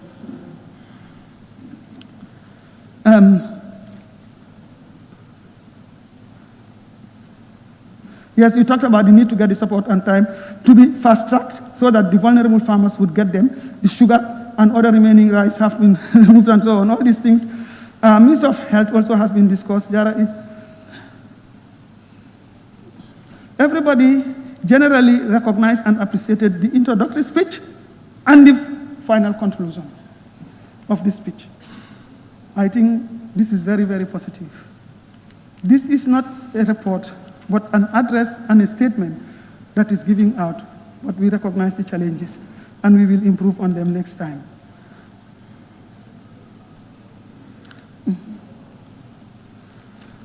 COVID has cut across almost everything that everybody spoke about. So I think you recognize the context very well, that COVID is overriding a lot of these things. And of course, within COVID, we have to navigate. We cannot go, we cannot just leave things to stop. It cannot stop. Life must go on. We have to navigate. We have to plan. We have to see how best we can navigate around that. And these are the strategies you all have given us. And together we can make it. I think we will move forward with them. We are almost there.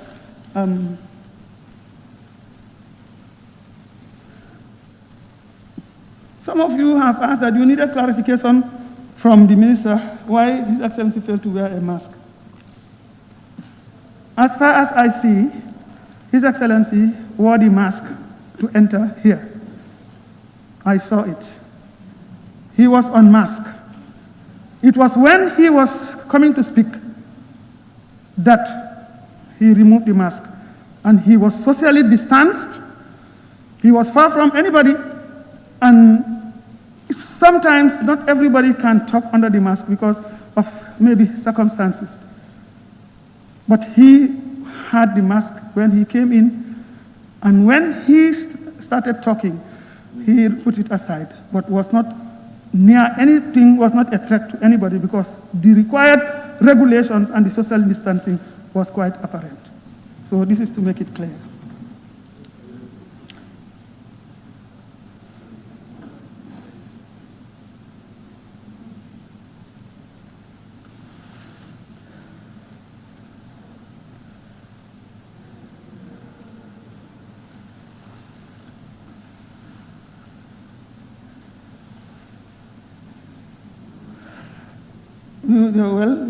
There are some procedural issues that we are called to accountability in terms of the spirit of what needs to be done, and I think it's good.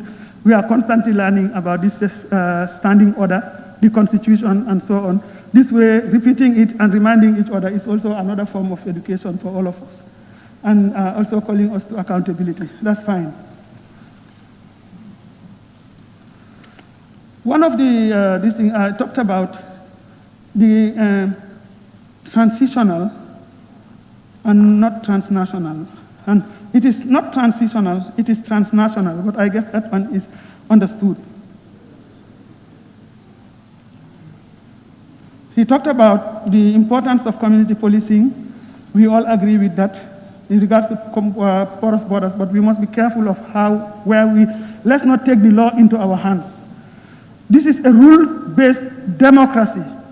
We must live the tenets of what we profess. And let us remind ourselves on a daily basis that since we are in this democracy and it's rules-based, it's about rights, it's about following procedures, whilst we are doing community policing, law and order is in the hands of the police under Interior.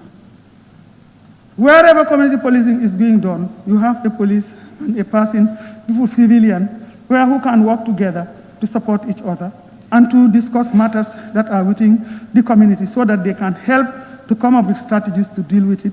So let us not take the law in our hands. The Gambia, is being ranked as, I guess, the 12th or 10th peaceful country in the world, or in Africa. I can't remember the source. But we must try to safeguard that. If it were not because of the way we do things, how can we be ranked at that level? So I would urge, whilst we take our do and respond to certain things, let us follow the due process, let us respect rules, let us respect regulations, and let us not develop that mob attitude. It will not help us. It will not promote peace in our country. And once people feel that there is no peace, business will halt, people will not invest. A lot of things will not come in this place because it is not a safe environment. Doing business may be taking us down. So I also want to thank those people who are working with the Minister of Trade to help us improve our business environment. With all the ministers who are here, I think these are very important things for us to do so that we give Gambia the Gambian flag to arrive during our time, your time, to be proud of what we have achieved. I think it's very important. You talked about Sare Musa youths. We talked about the police that cannot do all that. So the citizens should be given education. Yes, they should be educated. They need to be brought together. We need a civilized society. We need a society where the police, the security, civilian, and all of us can come together and deal with issues in a manner that is professional, ethically, and morally acceptable so that we live in a peaceful and safe environment. And we already know this is the week of peace. So I am emphasizing peace because it's very important that we know.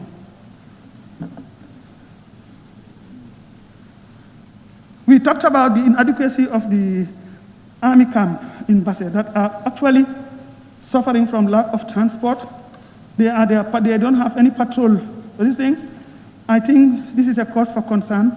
It has been brought to the attention of the COVID committee by the Interior Minister, and we are doing all we can to do.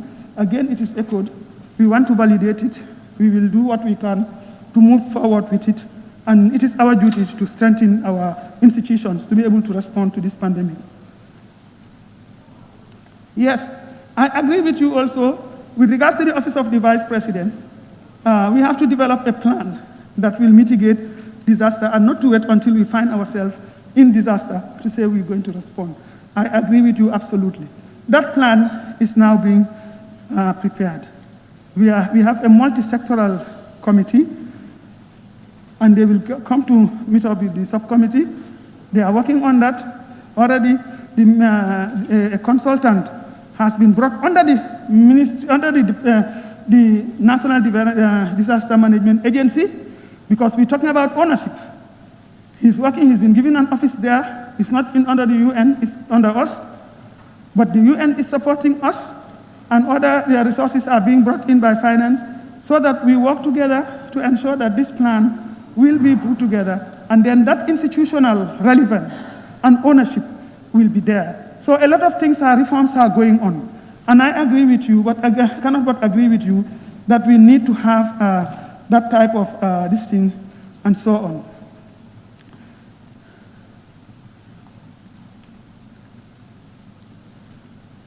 We talked about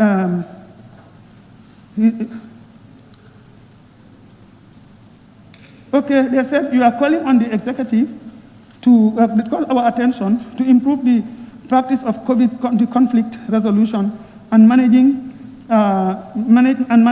making use of the different scenarios and all the cultural and traditional ways that we have inherited that are positive, to be able to organize a day where the Jarankas and these things are going to work together.